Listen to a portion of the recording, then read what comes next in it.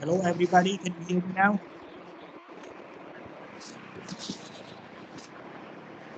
Hello.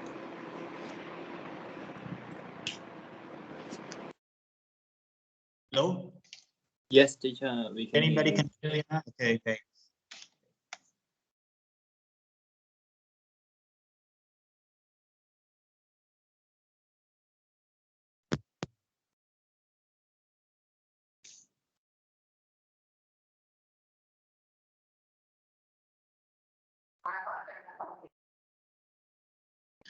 Okay, so I would like to clarify today.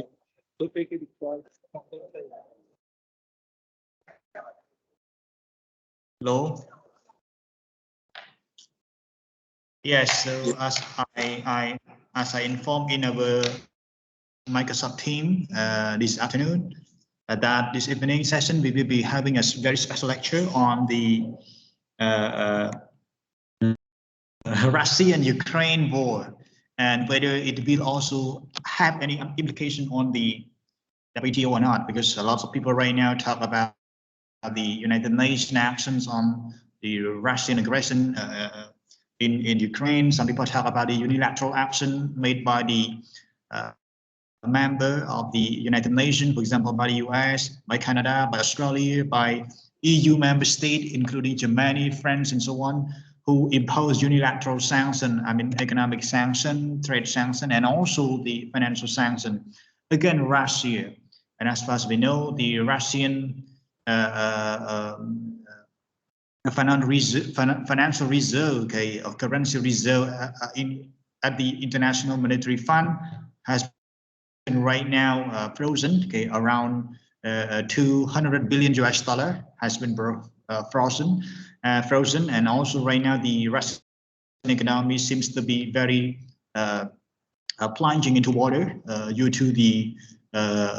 almost global, okay, economic sanction imposed unilaterally on Russia. And it's, however, we haven't seen any collective sanction by any organization, including by the United Nations. We haven't seen any. Of course, we got the resolution by the United Nations General Assembly in March, I mean on 2nd March 2022, in which Cambodia also supported or was in favor of the Ukrainian position against Russia. And also this morning, our Prime Minister Hun Sen also re-acknowledged Cambodia positions, okay, for favoring Ukraine and the rest of the world in condemning Russia over the Russian invasions of Ukraine in 2022 here. And we talk a lot about this, okay, everybody here, even at the cave, at the restaurant, at school, you know, the public building and so on. We hear people talking about the Russia-Ukraine war. However, as a student of international trade, student of special topic on trade, you should also be well informed of how this kind of war, the 21st century war, the war that shall not be happening right now, but it happened, whether it is also falling under the ambit of the World Trade Organization or not. Because if you read the news, you will see that some members, including the US or EU's member state, urge the WTO to take harsh action against Russia, even ask the WTO to expel, okay, Russia from the organization, from the WTO. Yes, the question is that whether this kind of action, this kind of urge, this kind of measure, this kind of sanctions against Russia alone are legally permissible under WTO law or not, or if they are permissible, what law exactly talk about it? Are you fine with that, everybody? Yes, teacher, yes. All right, okay, I can wait. Today I stay in my office alone again. I'm sure I'm going to be the latest one at my ministry today, maybe around 8:30 or something.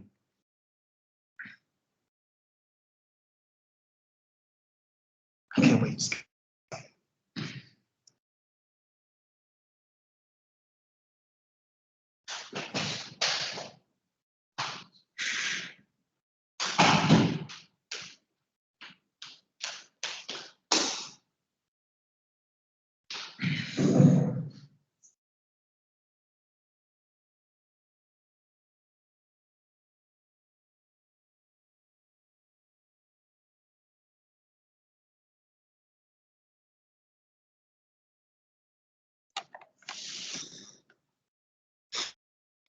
All right, so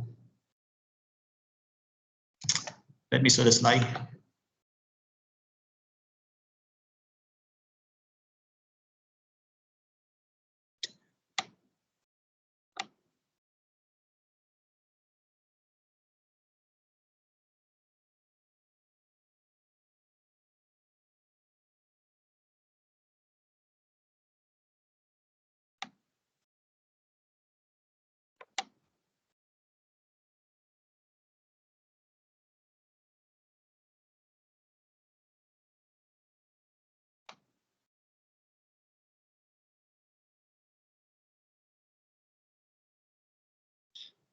Right, so you guys can see the slide right now.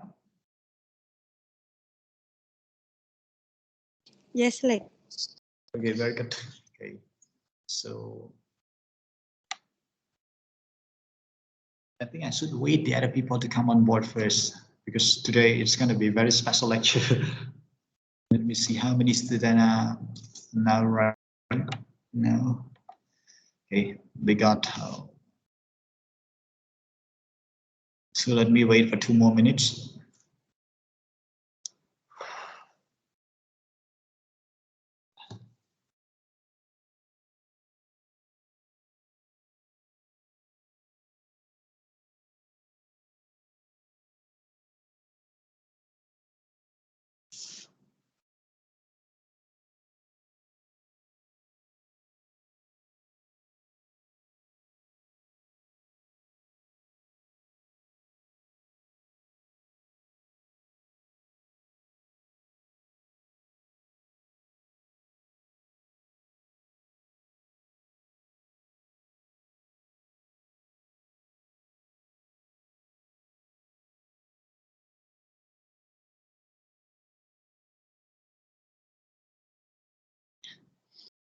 Okay, guys, so let me start right away.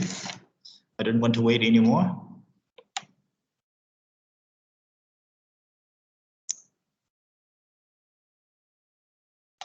Okay, so can you see the slide input screen now, guys? Yeah, teacher. Okay, very good. Okay, so today it's very special lecture, okay, on the relation between the WTO and the war between Russia and Ukraine. And I said war because it is conventionally viewed as the war right now, even though Russian government, including Vladimir Putin, defied this claiming. He said that it is not yet a war; it's only the special military operation. Okay, and you might question why Putin did not claim this as a war. Why he only claimed this as the special military operation. Some people might not question this because they don't know exactly about the root cause, about the implication of using any key term in international legal framework, for example. But right now, as a legal student, as a law student, you need to examine the original reason, the logic behind why Russia still always claim that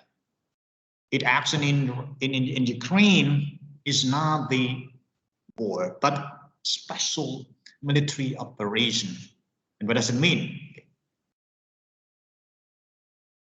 Okay, so here is the map of the Russian invasions of Ukraine. Okay, it starts from the eastern part, okay, of Ukraine. Right here, you can see. I don't need to explain, okay, because I think you know quite well about the positionings of Russian troops in the Ukraine right now. But as far as I heard this morning, it will be only 3 days more that Russian troops will be inside of the food, okay, and also some other weaponry supply. Okay, so let us see whether in the next 3 days Russian troops could actually still advance, get their position into the other important city of Ukraine or not. And it's also believed that the case of Russia and Ukraine here is very unpredictable. It is unpredictable in a way that everybody that predicted about the situations of Ukraine and Russia is very wrong. Some say that the Russian invasion could not occupy or could not sustain for long.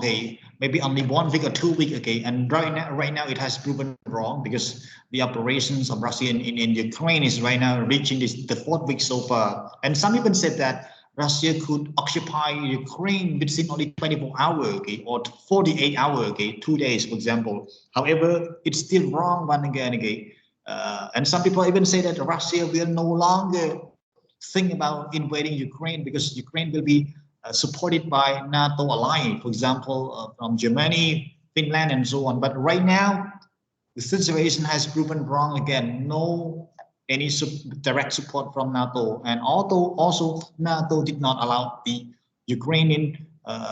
government to consider to negotiate joining NATO. Okay. So there are many assumptions. Even Russian president himself made a very wrong assumption. He said that he would occupy the total Ukraine within only 2 days or 48 hours. And right now, not yet occupied. And there's also the blurred possibility that the Russian troops will be defeated by the Ukraine military group because the workforce in Ukraine are right now mobilized into the military operation to fight against Russian invasion. Okay, true. Okay, so it's a lesson learned, okay, for Russia, and also a lesson learned for Ukraine with regards to its nationalism. Okay, sometimes when we have a very strong foundations of nationalism among the people, it is far stronger than thousands of military personnel compared to Russia. So we got so many lessons learned from the Ukraine-Russian war right here. Okay, so you can see here the map as updated of the 26th February 2022. Okay, so before I move to the legal implications of the WTO and the WTO relevancy on the Ukraine, with the Ukraine and Russia crisis here, I would like to give you a very a brief snapshot on the timelines of the Ukraine crisis. I call it Ukraine crisis. So it started not just now, but it started long ago, since 2013 again, during which we got a very protest in eastern parts of Ukraine, okay, to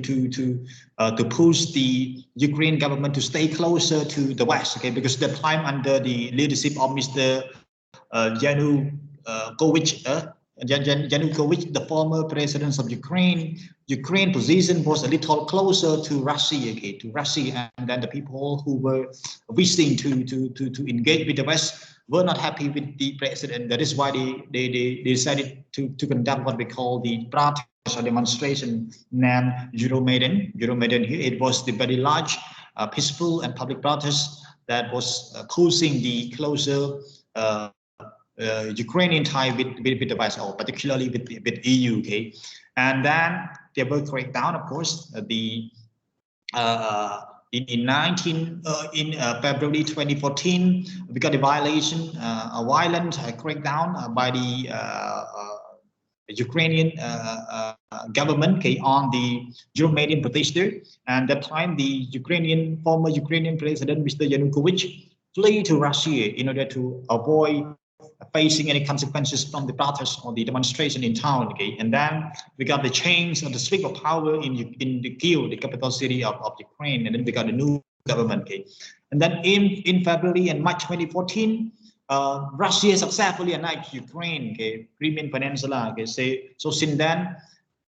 we got a lot of debate on the roles of the United Nations, because some people believe that the United Nations did not function well because there was a very explicit evidence that Russia invaded Ukraine by annexing Crimea into the Russian territory, and then we got no any intervention, no any resolution, no any action taken by the United Nations or including the United States. So there was a lot of there were so many debate on the function of the United Nations at the time, okay, because Russia could successfully conquer Ukraine, okay, territory of Crimea here, okay. And then in May 2014 again, the pro-Russian separatists in eastern Ukraine called for the creation of the self-proclaimed People's Republic in Donetsk and Luhansk. And then in June of 2014, the Ukraine army pushed back separatists in the region of the two regions, right, I just mentioned right away. And then in September 2014, we got a ceasefire negotiated in the city of Belarus, Minsk. It held only a few days, and then in February 2015, a new ceasefire was reached through the fragile and those the fragile and sporadically violated by all sides. It largely hold until today. Okay? And then in June 2017, the Ukrainian parliament voted for the goal of joining NATO. And then in September 2020, okay, Ukrainian President Volodymyr Zelensky, okay, the president right now, confirmed that the Ukraine wish to join the NATO, not Atlantic Treaty Organization, okay, as the member in order to advance its strategic goal and also to counter the influence of Russia in the region. And then in March, April 2021, the Kremlin government or the government of Russia sent many Russian troops closer to the border of Ukraine. Then in June 2021, the U.S.-Russia meeting in Geneva failed to meet a substantive outcome. Then in December 2021, Russia ceasefire. Russia increased the number of troops near Ukraine border to around 100,000 people or troops. I mean, okay. And then in January, February 2022, we got several meetings between the top Western and Russian diplomats, but failed to ease tension over the Ukraine crisis. And at that time, there were so many predictions, so many talk, many discussion on the possibility of the outbreak of Russia-Ukraine war, and no one believed that the war would happen in the 21st century because we got international law, we got United Nations, we got modern weapons, we got very close in international economic linkage between country and country. So the theory of international economic interdependence will prevail over war. So war would not be likely to happen. Okay. Yeah, there were so many debates along the theory. Okay. And then on 1st February 2022, the U.S. sent additional troops to Eastern European NATO member. Okay. And then on February 10, 2022, Russia and Belarus hold the joint maneuver near joint military exercise near the Ukraine border. And then on 21st February 2022, Russia recognized the independence of separatist regime, Donetsk and Luhansk in eastern Ukraine, and then Moscow ordered a troop to enter the breakaway regime. And the latest development, which is very causing the international debate, international chaos, is the Russia attack on Ukraine, okay, on 24 February 2022 here. So here is a very brief timeline on the evolutions of the Russian invasion of Ukraine, okay, in 2020 from 2013 and up until 2022 right now. Okay, so okay, and then yeah, we got so many debate, and then after the explicit or the very revealing attack between by Russia on Ukraine, we got many floods of debate, many floods of sanctions as well by the member of United Nations who support Ukraine position, who support Ukraine Ukraine man with Russia. Okay. And for example, EU imposed many unilateral sanctions against Russia, including the freezing of the financial assets of Russian billionaire, okay, or even freezing, okay, the capitals of the Russia deposited at the EU bank, and also withdrawing some European bank based in Russia out of Russia, and also no longer using the currencies of Russia. Okay, and then right now the Russian government is facing a very critical economic crisis, okay, at home. Okay, and then on March 2nd, 2022, we got a very important gathering at the United Nations General Assembly. We got what we call the draft resolution on condemning Russia, okay, for the invasions of Ukraine. Okay, and the resolution number A/ES 11/L.1. Okay, and you can see here the table show a very detailed information about which country that were in favor of the resolution and which country that were not in favor of the resolution, or I mean again, and which country that were abstained, that were neutral or did not support any side. Okay? So you can see here there were only 5 countries that supported the Russian invasions of Ukraine. The first one is Belarus, second one is the Democratic Republic of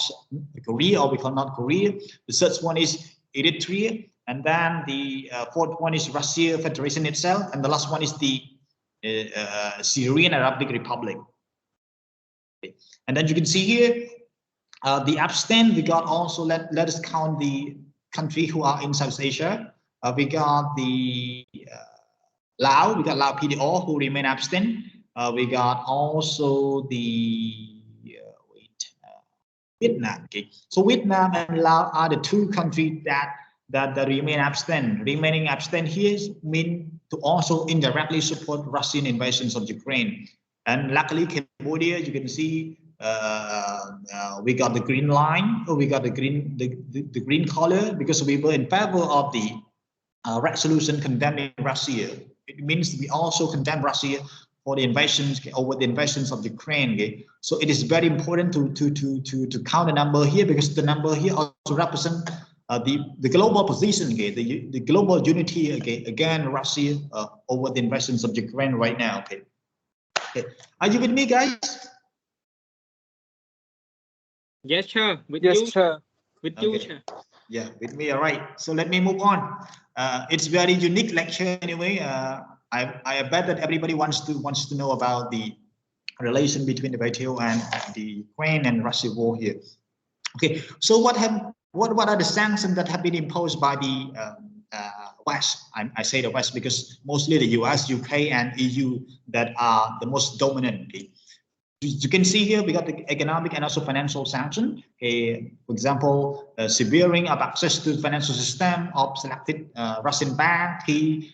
state-owned company, and also individual, and also asset freezing and visa restriction, and also regarding the SWIFT. You know, I think you know quite well about the SWIFT. There are more than 160 countries using SWIFT network. Even I, when I was in UK, I send the money back to Cambodia. I send the money back from Cambodia to UK. I also use SWIFT bank. And even right now, when I'm writing the article for the think tank in Germany and also think tank in China, I also got the money transfer to ABA through SWIFT bank. So SWIFT bank is SWIFT system here is very important because it can allow us to transfer the money globally, okay, with very low interest rate, for example, low charge rate. Okay. So Russia faced this kind of banning because right now Russia is not allowed to use the SWIFT system. So the people, the trader that always send the money to the Russian trader in Russia through the SWIFT system no longer get access to using this kind of SWIFT system. So trade between Russia and the rest of the world is right now facing with regards to the financial transaction, the way they pay the money, the way that people, the trader pay the money, okay, because they can, and also the Russian currency is no longer used in the international market, and also Russian currency is frozen. So you can see how can Russian people, businessman, trader, do trade with the rest of the world, okay? With the rest of the world, and also dollar is right now very paid. Is right now not paid. Is right now very inflating the currencies of Russia in Russia. So with the very high inflation rate of Russian currency, I think Russian economy cannot sustain for long. Trust me. And there is a prediction that within 3 years, if the sanction lasts for 3 years, the economy of Russia will turn back to the last 30 years during the Cold War, for example. So I think it's very important to know about this. And with regards to the technology sanction, we also got the ban on import and export of technological goods from Russia into Russia, suspension of license applied by the Russian trader, ban on sale of aircraft and equipment, and also limits on the sale on the Russia access to the semiconductor and selected software. Semiconductor is very important, guy. There are many WTO dispute on the semiconductor ban, especially between Japan and EU, because semiconductor has been considered as one of the most basic material for creating or inventing new technology. For example, you need this kind of item in order to create mobile chip, okay, in order to create some other techno chip, in order to generate the electronic system. So semiconductor is very important in technology area. Okay. And I also got a very important graph. Who is buying the wheat from Russia and Ukraine? Okay, so you can see here the war between Russia and Ukraine also create the very severe destruction on the flows of the trade of wheat from the two countries. And wheat is very important in the global economy because it generates the food and also some other subsidiary forms of food, for example, bread, and also coffee is also made from substantial parts of the wheat product from Russia and Ukraine. And you can see here, Russia exported much amounts of grain. You can see here the million US dollar volume to Turkey, to Egypt, to Nigeria, to Bangladesh as well, and also to Yemen, and also Ukraine, export to Tunisia, export to Turkey, and also to Indonesia. Okay. But that is not only the case. There are many other purchasers of wheat and also gas or oil, okay, from Russia that are not yet mentioned here. I'm going to show you in the next slide, so don't worry. Okay, so you can see here, these are the very important breakthrough of the international relation, especially international trade, because we got, after COVID-19, during which many countries imposed restriction on import and export. Right now, the Ukraine, Russia war here also generated a very large, a very high number of the trade restriction, trade ban, or trade provision. For example, EU here consider suspending equal treatment for Russia at WTO. Equal treatment here refers to the most favored nation status of the Russian Federation at WTO is right now suspended for EU. And also with regards to the US position, the US blacklisted more than 350 more Russian people, especially millionaires, and also imposed new import tariff. UK. Okay. So here are the two important sanctions unilaterally and initially imposed by EU and UK. But these are not the ends of the story. We got so many other Western alliances, including the US, Canada, and Australia, that imposed the same or similar trade measure against Russia over the invasions of Ukraine in 2020, right here. Okay. So look at the US, okay, Mr. New president of the US, Joe Biden, first each of our nation will take steps to deny Russia most favored nation status. It will make it harder for Russia to do business with the US, and doing it in unison with nations that together make up half of the global economy will be another crushing or economic blow for Russia. We are taking further steps of banning the imports of goods from several destination sectors of Russian economy, including seafood, vodka, and also diamond. So you can see here, U.S. ban import of Russian vodka, seafood, and diamond. Okay. Putin must pay a price, Biden say, while also banning export of U.S. luxury goods to Russia. So you can see here, there are the striking headline of the sanctions imposed by the West against Russia over the invasions of Ukraine here. Yeah. Also, U.S. announced energy import ban and further sanction and export control on Russia and Belarus, because as you know, Belarus also top side with Russia in invading Ukraine, okay? And also restrict Russian aircraft from U.S. airspace. Canada also joined the law by banning import of crude oil from Russia. The information here is updated on 28 February 2022, and the former one was updated on 9 March 2022, just recently. Here's Ukraine. Okay? So while the rest of the world support the Ukraine position against Russia, either on international relations fronts or international economic fronts, Ukraine itself also have the unilateral measure on trade against Russia. So what is it? What is it? In a letter addressed it by Excellency, I forgot his name, but he was the permanent mission representative of Ukraine to the WTO. A letter dated March 2nd, 2022, the ambassadors of Ukraine to the WTO said that the Excellency WTO General Council Chairman On 24 February 2022, the Russian Federation committed a blatant act of aggression against Ukraine through its unprovoked and unjustified military invasion, an attack on the sovereignty and territorial integrity of Ukraine, in the brutal violations of the United Nations Charter and basic norm and principle of international law. The ongoing military attack by Russian Federation on Ukraine territory have already resulted in the immense loss of human life, including children, with more than 1,000 people injured and inflicted severe damages on Ukrainian infrastructure and economy. The international community has categorically condemned the Russian aggression as a grave breach of international law. Following Russian invasion, the Ukraine government severe diplomatic relations with the aggressor state or Russia decided to impose a complete economic embargo and also no longer apply the WTO agreement in relation with the Russian Federation. Ukraine considered that the steps are consistent.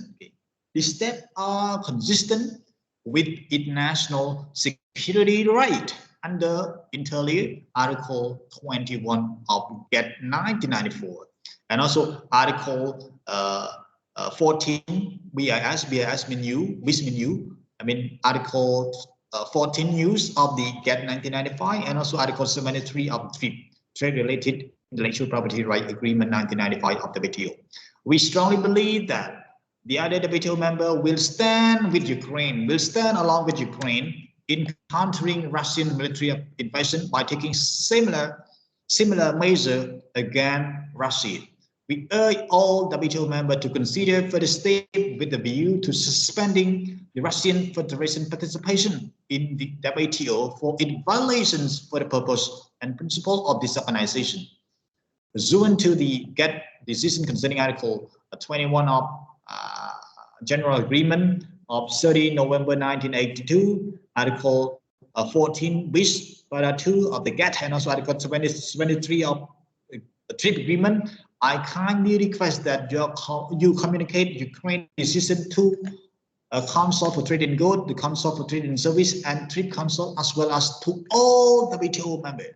Please accept, Excellency, the assurances of my highest consideration. Are you with me, guys? You understand what I mean? All right? Okay? Hello, guys? Can you read it well? Yeah, okay, teacher. What about the rest? Can you read it well? Yeah, sure, yes. Okay. Don't worry, I'm going to tell you what are the justification. Okay. So how has Russia reacted to such wave of trade restrictive measure against it? តើរុស្ស៊ីមានការឆ្លើយតបបែបណាទៅនឹងវិធានការនៃការរដ្ឋបတ်ពាណិជ្ជកម្មជាច្រើនមកពីប្រទេសលោកខាងលិចជាពិសេសប្រទេសដែលជាស្ព័នមិត្តរបស់អ៊ុយក្រែន Okay, here we got a very latest view that was updated yesterday on 22nd March 2022. Russia will challenge economic sanctions at WTO. Yes, you can put sanctions against me. You can impose whatever restrictive measure against me for my violations of international law, including United Nations Charter and so on, but do not bring it to WTO. Do not use economic retaliatory measure against me. Do not bring the case to the trade-related organization because traditional security issues shall be dealt by the organization that is in charge of that issue. It must be the United Nations Security Council, UNIC or UNGA. So don't bring it to the WTO. So here is the communication. Here is the communication by Russian government to the WTO. Russian government to the WTO. So let me read in Khmer for you, okay? So I want you to understand. Let me read in. Are you fine if I read in Khmer, guys? I translate for you in Khmer. Yes, teacher. Right. Because yeah, very small letter. ការប្រស្រ័យតាក់ទងរបស់ សហព័ន្ធរុស្ស៊ីខាងក្រោមនេះគឺជាការប្រស្រ័យតាក់ទងចុះថ្ងៃទី15 ខែមីនាឆ្នាំ 2022 ដែលកំពុងត្រូវបានចែកចាយបន្តទៅតាមការស្នើសុំរបស់ភាគីរបស់ប្រតិភូរបស់សហព័ន្ធរុស្ស៊ីសហព័ន្ធរុស្ស៊ី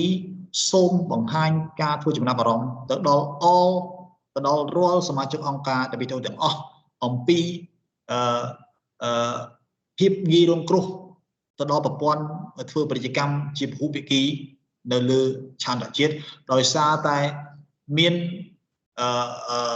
ប្រទេសជាច្រើនដែលជាសមាជិករបស់ WTO នោះបានដាក់នៅ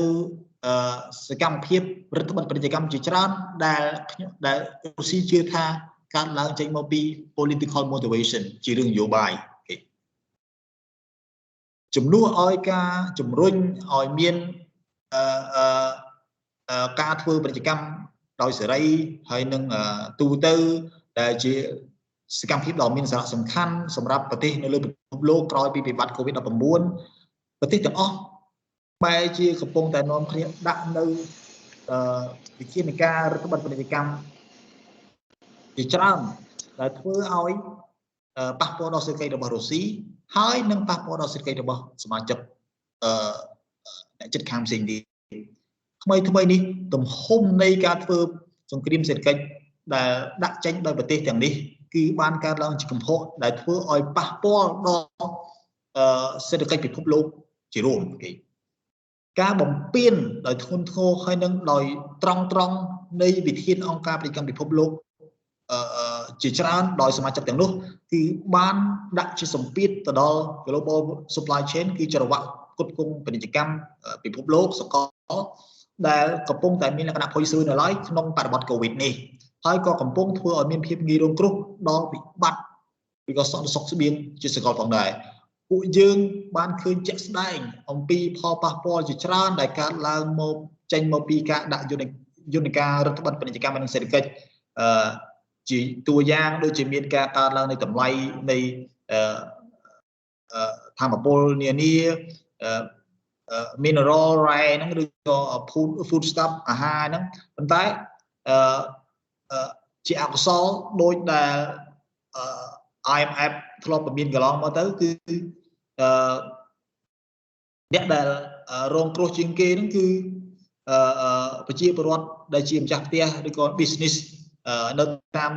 ផ្ទះមួយនៅតាមប្រទេសមួយនៅលើសកលលោកដែលគាត់នឹងជួបនៅវិបត្តិធ្ងន់ធ្ងរកើតឡើងចេញមកពីផលប៉ះពាល់នៃអតិផរណានេះបញ្ហាទាំងនេះនឹងអាចជៀសវាងបានបើសិនជាប្រទេសទាំងអស់មិននាំគ្នាបំពេញវិធានណាមួយនៃអង្គការពាណិជ្ជកម្មពិភពលោកទេជាពិសេសវិធានទាំងនោះគឺមិនមានសង្កត់ភាពជាមួយនឹងបទបញ្ញត្តិរបស់ GATT ហើយនឹងកិច្ចព្រមព្រៀងស្តីពីសេវាកម្មរបស់ WTO ទេតួយ៉ាងដូចជាការអនុវត្តនៅការដាក់ចេញនៅពន្ធនាំចូលដែលខ្ពស់ជាងពន្ធ MFN ការរដ្ឋបတ်ការនាំចូលនៅប្រេងរបស់រុស្ស៊ីក៏ដូចជាផលិតផលចម្រាញ់ប្រេងផ្សេងទៀតការរដ្ឋបတ်លើការនាំចូលទៅនាំចេញទៅប្រទេសរុស្ស៊ីសម្រាប់ផលិតផលមួយចំនួនរួមទាំងផលិតផលចម្រាញ់ប្រេងបច្ចេកវិទ្យាម្ហូបអាហារហើយនិងម្ហូបសម្រាប់ប្រើប្រាស់ឧស្សាហកម្មផ្សេងទៀតការបិទច្រកសេដ្ឋកិច្ចហិរញ្ញវត្ថុស្ថាប័នហិរញ្ញវត្ថុរបស់រុស្ស៊ីរួមទាំងការបង្កកនៅផ្នែកមួយចំនួននៃទុនបំរុងរបស់រុស្ស៊ីនៅលើឆានតជាតិព្រមទាំងក្រុមហ៊ុនដែលផ្ដល់សេវាដឹកជញ្ជូនជាច្រើនការរដ្ឋបတ်ឬក៏ការហាមឃាត់នៅការវិនិយោគនៅក្នុងទឹកដីរុស្ស៊ីរួមទាំងការវិនិយោគនៅក្នុងវិស័យធម្មពលនៅក្នុងទឹកដីរុស្ស៊ីហើយនឹងការដាក់វិធានការគ្រប់គ្រងការនាំចេញដល់តឹងរឹងឬក៏រដ្ឋបတ်ការនាំចេញឬក៏ហាមឃាត់ការនាំចេញតែម្ដងតកតងទៅនឹងផលិតផលទំនិញក៏ដូចជាផលិតផលផ្សេងទៀតដែលពាក់ព័ន្ធនឹងបច្ចេកវិទ្យាសំខាន់សម្រាប់សេដ្ឋកិច្ចរបស់ប្រទេសទាំងអស់លើសកលលោករុស្ស៊ីពិតជាមានការសោកស្ដាយដោយចំពោះសកម្មភាពដោយរៀបរាប់ខាងលើដែលកំពុងកើតឡើងនៅអង្គការពាណិជ្ជកម្មពិភពលោកថ្មីនេះដែលនឹងធ្វើឲ្យប្រព័ន្ធធ្វើពាណិជ្ជកម្មពហុភាគីដែលពឹងផ្អែកទៅលើវិធាននឹងបាត់បង់នៅពេលខាងមុខfirst អូខេអញ្ចឹងខ្ញុំអត់ចង់អានតទេខ្ញុំគ្រាន់តែប្រាប់ថានេះគឺជា argument របស់រុស្ស៊ីដែលគាត់លើកថាអាការដាក់ទណ្ឌកម្មមកពីលោកខាងលិចការដាក់ជា arm embargo ដាក់ជា import ban restriction blocking in financial asset ហ្នឹងគឺ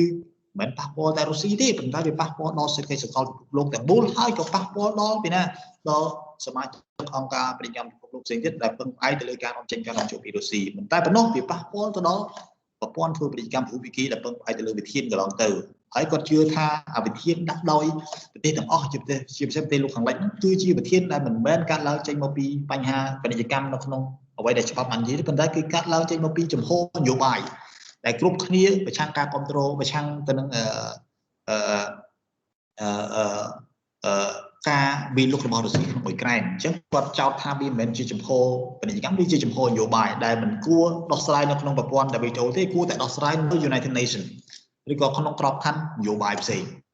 អានេះគឺជាអ្វីដែលរុស្ស៊ីគាត់បាន communicate ទៅអង្គការពាណិជ្ជកម្មពិភពលោកអញ្ចឹងខ្ញុំសូមបញ្ជាក់ដែរថាខ្ញុំបង្ហាញ slide ទាំងនេះខ្ញុំបង្កើត slide ទាំងនេះដោយសារតែចង់បញ្ជាក់ប្រាប់យើងថា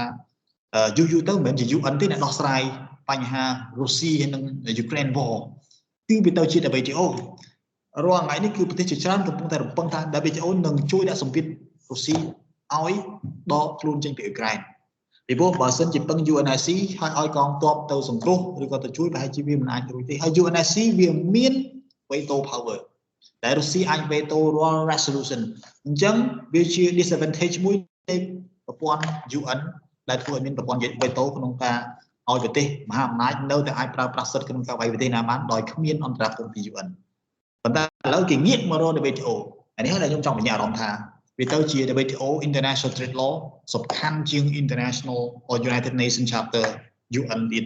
Law ទៀតអញ្ចឹងកន្លែងនេះគួរពិចារណាថាហេតុអីបានត្រូវតែ focus on International Trade Law right now ឥឡូវរុស្ស៊ីគាត់ចាប់ដើមលើកពីតនហេកផ្នែកច្បាប់ទស្សនវិជ្ជាច្បាប់ដើម្បីបញ្ជាក់ថា measure របស់លោកខាងលិចប្រឆាំងគាត់ហ្នឹងគឺមិនស្របតាមវិធានរបស់អង្គការពាណិជ្ជកម្មពិភពលោកដែលគ្រប់គ្នាតែងតែគ្រប់តាំងពីឆ្នាំ1947 95មកទេ Are you with me guys? Okay? Clear? Yes, teacher. Okay តោះ Okay អញ្ចឹងតើរុស្ស៊ីគាត់មានចំហគាត់មាន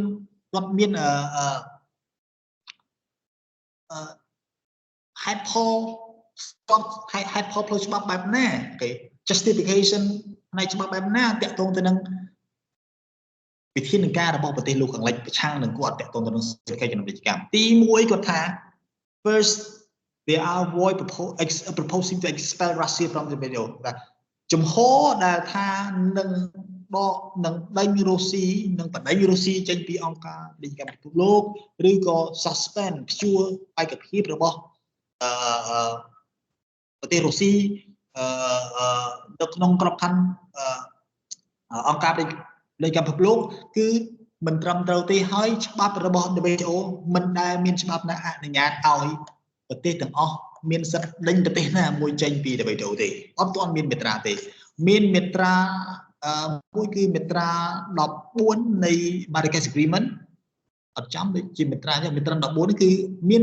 ប្រទេសជាសមាជិករបស់ WTO មានសិទ្ធិក្នុងការដកខ្លួនចេញហើយត្រាំក៏ធ្លាប់ប្រើប្រាស់មាត្រាហ្នឹងក្នុងការគម្រាមដកខ្លួនចេញពី WTO នៅពេលដែលគាត់ block appellate body appointment of judge ហើយនៅពេលគាត់ជឿថា WTO ហ្នឹងគឺវាជឿលើ president ខ្លាំងពេកអត់ដោះស្រាយអាមេរិកខកដោយយុត្តិធម៌អញ្ចឹងគាត់គម្រាមដកខ្លួននៅប្រើប្រាស់មាត្រា14ហ្នឹងមានមាត្រាក្នុងការឲ្យប្រទេសដកខ្លួនចេញដោយខ្លួនឯងប៉ុន្តែអត់ទាន់មានមាត្រាណាដែលតម្រូវឲ្យប្រទេសទាំងអស់សហការគ្នាដេញប្រទេសមួយចេញពីអង្គការពាណិជ្ជកម្មពិភពលោកនៅពេលដែលប្រទេសនឹង invade other country ទាក់ទងទៅនឹង political security ទេអត់មានទេអត់មានទោះបីជារំលោភវិធានបំពេញពាណិជ្ជកម្មណាមួយក៏ដោយវិធានពាណិជ្ជកម្មណាមួយក៏ដោយក៏អត់ទាន់មានសិទ្ធិក្នុងការដេញប្រទេសណាមួយហ្នឹងដែលរំលោភបំពានហ្នឹងចេញពី WTO ទេអាហ្នឹងជាទស្សនវិជ្ជាច្បាប់ដែលរុស្ស៊ីបង្ហាញពីព្រោះក្នុងលិខិតរបស់អ៊ុយក្រែនផ្ញើទៅ WTO មិញក៏បាននិយាយថាឲ្យ WTO នឹងពិចារណាក្នុងការ expel រុស្ស៊ីប៉ុន្តែរុស្ស៊ីគេថាអត់មានច្បាប់ណាឲ្យ expel រុស្ស៊ីចេញពី WTO ទេសូមបញ្ជាក់ហើយខ្ញុំកន្លែងនេះគឺខ្ញុំគ្រប់គ្រងរុស្ស៊ីច្បាស់តែម្ដងទី2ការដកប្រព័ន្ធអនុគ្រោះពន្ធឬក៏ប្រព័ន្ធប្រព្រឹត្តកម្មពន្ធស្មើគ្នា MFN ចេញពីរុស្ស៊ីសម្រាប់ផលិតផលឬក៏ទំនិញរបស់រុស្ស៊ីគឺពិតជា ប្រឆាំងឬក៏បំពេញទៅនឹងគោលការណ៍គ្រឹះនៃអង្គការពាណិជ្ជកម្មពិភពលោកតាក់ទងទៅនឹងការមិនរើសអើងដូចខ្ញុំបានបរៀនពួកយើងហើយមាត្រា1នៃ WTO get ចែងយ៉ាងច្បាស់តាក់ទងទៅនឹងគោលការណ៍មិនរើសអើងអត់អញ្ចឹងការព្យាយាមជំរុញប្រទេសណាមួយឬក៏ហៅអញ្ជើញអំពាវនាវឲ្យប្រទេសណាមួយចាប់ប្រើប្រាស់យន្តការក្នុងការដក MFN ឯកតោភាគីចេញពីរុស្ស៊ីនេះគឺវាពិតជាបំពេញគេវាពិតជាបំពេញនៅវិធានមូលដ្ឋានវិធានចម្បងតាក់ទងទៅនឹង non discrimination របស់ WTO វាខុសច្បាប់តែម្ដងវាសកម្មភាពរបស់កាណាដាហើយនិងប្រទេសផ្សេងទៀតគឺបានបង្ហាញដូចទៅហើយថាពួកគេបានកំពុងតែនឹងចាកចេញពីឬក៏បោះបង់នៅប្រព័ន្ធវិធានប្រព័ន្ធច្បាប់របស់អង្គការពាណិជ្ជកម្មពិភពលោកដោយផ្ដោតទៅលើតែផលប្រយោជន៍នយោបាយគេហើយមិនតែប៉ុណ្ណោះគឺប្រទេសទាំងអស់នឹងប៉ះពាល់បើសិនជាប្រទេសទាំងអស់គ្នានឹងគឺនាំគ្នាអត់ប្រើប្រាស់អង្គការពាណិជ្ជកម្មពិភពលោកហើយប្រើប្រាស់តែយន្តការក្នុងការដាក់ measure ពីគ្នាទៅវិញទៅមកដូចចិនអាមេរិកចឹងគឺអត់ប្រើប្រាស់ WTO ទេគឺប្រើប្រាស់យន្តការឯកតោភាគីហើយឯកតោគោលការណ៍សងសឹកគឺអញទៅមកអញ្ចឹងរុស្ស៊ីគេថាបើសិនជាអា scenario នោះកើតឡើងវាប៉ះពាល់ទាំងអស់ទៅលើអង្គការពាណិជ្ជកម្មពិភពលោកសមាជិកអង្គការពាណិជ្ជកម្មពិភពលោកហើយវាធ្វើឲ្យ agreement របស់ WTO ហ្នឹងគឺมันមានការអនុវត្តដោយសមូហភាពទេប៉ុន្តែអនុវត្តម្ដងចេះម្ដងចុះកន្លែងនេះកន្លែងនោះប្រទេសណាចង់អនុវត្តប្រទេសណាមិនចង់អនុវត្តអានេះគឺជា argument ទី2របស់រុស្ស៊ី argument ទី3របស់រុស្ស៊ីគឺការព្យាយាមដករុស្ស៊ីចេញពីការចរចាណាមួយនៅក្នុងក្របខ័ណ្ឌ WTO ឬក៏ការព្យាយាមដកសកម្មភាពរបស់រុស្ស៊ីចេញពីអង្គការពាណិជ្ជកម្មពិភពលោកនេះគឺនឹងធ្វើឲ្យ function របស់អង្គការនេះ paralyze បានន័យថា paralysis បានន័យថាអង្គការហ្នឹងគឺនឹងបែកខ្ញែក function វាហ្នឹងគឺលែងដើរគឺស្លាប់មនុស្ស paralysis people ហ្នឹងបើថាមនុស្សដែលស្លាប់មកជំនាញខ្លួននេះទៅអាហ្នឹងវាដូចគ្នាអញ្ចឹងបើសិនជាអ្នកឯងព្យាយាមដករុស្ស៊ីចេញពីសកម្មភាពចរចាឬក៏សកម្មភាពណាមួយនៅក្នុងអង្គការនេះគឺអ្នកឯងធ្វើឲ្យអង្គការនេះគឺដេកស្ដោកគ្មានសកម្មភាពមិនបានអញ្ចឹងពីព្រោះបើយើងទៅមើល Marrakesh Agreement មាត្រា1មាត្រា2នៃ Marrakesh Agreement ឆ្នាំ95ខ្ញុំធ្លាប់បរៀនពួកយើងហើយបានចែងឲ្យច្បាស់ណាស់ថា WTO គឺមានតួនាទីក្នុងការផ្ដល់ជាវេទិកាសម្រាប់ការចរចាពាណិជ្ជកម្មប្រទេសទាំងអស់ទៅចរចាគ្នានៅ WTO អញ្ចឹងបើអ្នកឯងដករុស្ស៊ីចេញពីការចរចានៅ WTO បានថាអ្នកឯងអត់ឲ្យរុស្ស៊ីអត់ឲ្យ WTO នឹងដើរទេ function របស់ WTO នឹង will be paralyzing ទៅគេថាมันមានដំណើរការទេដេកស្លាប់តែម្ដងហើយវាផ្ទុយទៅនឹងវិធានរបស់ Marrakesh Agreement WTO creation ឆ្នាំ95ទៀតគេហើយទី4ហ្នឹងគឺសេចក្តីថ្លែងការណ៍ថ្មីរបស់ប្រទេសមួយចំនួនដែលបង្ហាញអំពីការទាញបញ្ហាដែនដីមកចូលក្នុងអង្គការពាណិជ្ជកម្មពិភពលោកនេះគឺវាធ្វើឲ្យតួនាទីរបស់អង្គការពាណិជ្ជកម្មពិភពលោកដែលតាំងពីឆ្នាំ1947នេះដែលផ្ដោតទៅលើពាណិជ្ជកម្មនេះចាប់ផ្ដើមចូលក្នុងក្របខ័ណ្ឌនយោបាយចាប់ផ្ដើមចូលក្នុងក្របខ័ណ្ឌដែនដីពីព្រោះរឿងដែនដីត្រូវឲ្យដោះស្រាយដោយ UN មិនឲ្យដោះស្រាយដោយ WTO ទេតាំងឆ្នាំ47ឆ្នាំ95មកបន្ទាប់ពេលនេះគឺអត់ទាន់មានករណីណាដែលដោះស្រាយរឿងដែនដីទេអញ្ចឹងការណាទាញយកករណីរុស្ស៊ីដែនដីរុស្ស៊ីមួយអ៊ុយក្រែននេះមកចូលក្នុង WTO វាធ្វើឲ្យ WTO នឹងលែងជា WTO ពីមុនទៀតហើយវាទៅជា WTO hybrid ហើយ relate ជាមួយនឹង security ហើយនឹង territory issue ហើយនេះគឺជា legal argument ដែលរុស្ស៊ីគាត់ប្រាស់ដើម្បីតបតទៅនឹងវិធានការដាក់ដោយលោកខាងលិចជាពិសេស EU US UK កាណាដាអញ្ចឹងដែលគ្រប់គ្នាបានកំពុងដាក់វិធានការជាច្រើនទៅលើសេដ្ឋកិច្ចរុស្ស៊ីដែលធ្វើឲ្យរុស្ស៊ីដុតដាក់គឺបែងចង់រួចអញ្ចឹងនេះគឺជា legal aspect Are you with me guys Yes sir Okay next say តាមតន Yes sir Yes let's Okay រុស្ស៊ីគាត់នេះខ្ញុំបាននិយាយមិនដូចហើយជាជំហររបស់រុស្ស៊ីមិញយើងមើលទៅទី1គាត់និយាយថាម៉េចការពមៀនដករុស្ស៊ីដេញរុស្ស៊ីចេញពីអង្គការ WTO នេះគឺវាផ្ទុយទៅនឹងច្បាប់របស់អង្គការនេះហើយដោយសារច្បាប់អត់មានឲ្យចេញទេអត់ឲ្យមានដេញចេញទេមានតែដកខ្លួនចេញតែខ្លួនឯងអូខេហើយទី2ហ្នឹងអាដក MFN ដកអីហ្នឹងក៏ខុសទៅនឹងច្បាប់ដែរទាក់ទងទៅនឹងគោលការណ៍ non discrimination ដរាបណាសមាជិកអ្នកនេះជាសមាជិក WTO អ្នកឯងត្រូវតែផ្ដល់ MFN ឲ្យគាត់ក្រោយអាណាឲ្យរំពៀន ទឹកដីណាគេដោយពីព្រោះ WTO អត់មានគិតរឿងទឹកដីឯងនិយាយទៅរឿងពាណិជ្ជកម្មទេអញ្ចឹងវាមាន3មាន4ចឹងមកខ្ញុំបញ្យល់មិនចឹងលោកខាងលិចគេ the west គេខ្ញុំនិយាយ the west ក៏ប៉ុន្តែវាមានទាំងពីអូស្ត្រាលីនិងអីប៉ុន្តែយើងនិយាយ the west ជារួមចុះពីព្រោះអ្នកដែលគ្រប់គ្រងអាមេរិកហ្នឹងគឺ the west ហើយគ្រប់គ្រងអ៊ុយក្រែនហ្នឹងតើគាត់ប្រើប្រាស់វិធីបែបណាប្រើប្រាស់គាត់មានការបកស្រាយបែបណាទៅលើការដាក់ measure របស់គាត់ទៅលើរុស្ស៊ីឥឡូវរុស្ស៊ីគាត់ចែងថាវាខុសច្បាប់អញ្ចឹងខុសមាត្រា1គេខុសមាត្រា14តកតងទៅនឹងអាការដេញចេញហ្នឹងវាអត់ទាន់មានទេខុសអីទៀតខុសទាំងពីមាត្រាស្តីអំពីបង្កើត WTO ក្នុងការឲ្យខ្លាយជា forum សម្រាប់ចរចាហើយអ្នកឯងចង់ដេញរុស្ស៊ីមកឲ្យចូលរួមចរចាបើថាអ្នកឯងបំពេញមាត្រាហ្នឹងអញ្ចឹងវាមានមាត្រាច្រើនដែលរុស្ស៊ីបានលើកឡើងប៉ុន្តែតើដើម្បី counter ជាមួយរុស្ស៊ីវិញលោកខាងលិចបានប្រើប្រាស់ argument បែបណាហើយជា argument ផ្នែកច្បាប់ដើម្បីតបតទៅនឹងរុស្ស៊ីគេគឺគាត់បានប្រើប្រាស់មាត្រា21នៃ GATT ពួកយើងបែរជាមាន GATT agreement អស់ហើយខ្ញុំឲ្យតាំងពី semester មុនតែមិនមែនជាកិច្ចព្រមព្រៀងដែលយកទៅទុកចោលទេត្រូវមើលអស់មិនដឹងថាហើយបើយើងទៅមើល news គាត់ថាឆែក WTO is urged to penalize to punish Russia over Russian invasions of Ukraine news ច្រើនណាស់ដែលគេនិយាយហើយគ្រប់ news គឺបកស្រាយមាត្រានេះតែយើងអាចចាប់អារម្មណ៍ជាងការយើងរៀនយើងមុនយើងរៀនមាត្រា11មាត្រា20គេឥឡូវយើងដឹងថាវាមានមាត្រាមួយទៀតគេក៏ប៉ុន្តែមាត្រានេះខ្ញុំរៀន semester មុនដែរប៉ុន្តែខ្ញុំអត់សូវដកជ្រៅទេឥឡូវហើយណាមួយវាអត់សូវមានករណីទៀតដល់ពេលឥឡូវវាមានករណីមួយគឺករណីរុស្ស៊ីអ៊ុយក្រែននេះវាមានករណីមួយទៀតគឺ Nicaragua ប៉ុន្តែយូរហើយទាំងឆ្នាំ1970ជាងវាអត់សូវមានសុពលភាពអត់សូវមានបកស្រាយទេប៉ុន្តែឥឡូវគឺថ្មីជា case ថ្មីដែលយើងត្រូវតែដឹងត្រូវតែរៀនអញ្ចឹងមាត្រា21នៃ GATT បាននិយាយថាម៉េចហើយមាត្រាហ្នឹងក៏វាមានមាត្រាស្តៀងគ្នាតាក់ទងទៅនឹងសេវាកម្មមាត្រា14ថ្មីនៃ GATT សេវាកម្មហើយនិងមាត្រា73នៃ TRIPS ក៏មានដែរហើយទៅក្នុងមាត្រាហ្នឹងគេនិយាយម៉េច nothing in this agreement shall be construed អញ្ចឹងខ្ញុំសូមប្រាប់ title សិន title នៃមាត្រាហ្នឹងគឺការលើកលែងផ្នែកសន្តិសុខបានន័យថាប្រទេសដែលជាសមាជិកអង្គការ WTO អាចមានសិទ្ធិដាក់យន្តការសេដ្ឋកិច្ចពាណិជ្ជកម្មដូចជាការរដ្ឋបတ်ការហាមឃាត់ការនាំចេញការនាំចូលឬក៏ការបន្ថែមពន្ធមួយចំនួនដែលវាផ្ទុយពីនឹងច្បាប់ដែលផ្ទុយទៅនឹងគោលការណ៍ WTO កន្លងទៅប៉ុន្តែយើងអាចដាក់បានដល់រាបណានេះយើងមាត្រា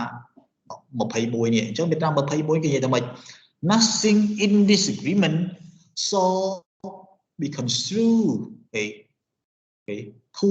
require any contracting party to furnish any information the disclosure of which it consider contrary to its essential security interest បានន័យថានៅក្នុងអង្គការពាណិជ្ជកម្មពិភពលោកប្រទេសទាំងអស់ត្រូវតែបង្ហាញច្បាប់បង្ហាញព័ត៌មានទាក់ទងទៅនឹងពាណិជ្ជកម្មដើម្បីឲ្យ trader ហ្នឹងគាត់បានមើលដឹងដើម្បីឲ្យគាត់ត្រៀមខ្លួនទុកជាមុនក្នុងការធ្វើពាណិជ្ជកម្មអានេះគឺជាគោលការណ៍ transparency គោលការណ៍តម្លាភាពប៉ុន្តែ nothing in this agreement shall be construed បានថាកិច្ចព្រមព្រៀងនេះមិនអនុញ្ញាតទេឬក៏មិនបានហាមឃាត់ទេនិយាយមិនអនុញ្ញាតវិញពីពួកកណ្ដាល nothing កិច្ចព្រមព្រៀងនេះមិនអនុញ្ញាតឲ្យអង្គការនេះតម្រូវឲ្យប្រទេសណាមួយភាគីណាមួយបង្ហាញព័ត៌មានជាសាធារណៈដែលព័ត៌មាននោះគេគិតថាប៉ះពាល់ដល់សន្តិសុខរបស់ខ្លួនអញ្ចឹងបើសិនជាធម្មតាជាទូទៅអ្នកឯងត្រូវបង្ហាញព័ត៌មានទាក់ទងទៅនឹងពាណិជ្ជកម្មសេដ្ឋកិច្ចគោលការណ៍តម្លាភាពត្រូវតែបង្ហាញឲ្យគេដឹងពីព្រោះក្នុងរបបមួយដែលនៅក្រោមអង្គការពាណិជ្ជកម្មពិភពលោកប៉ុន្តែក្នុងមាត្រា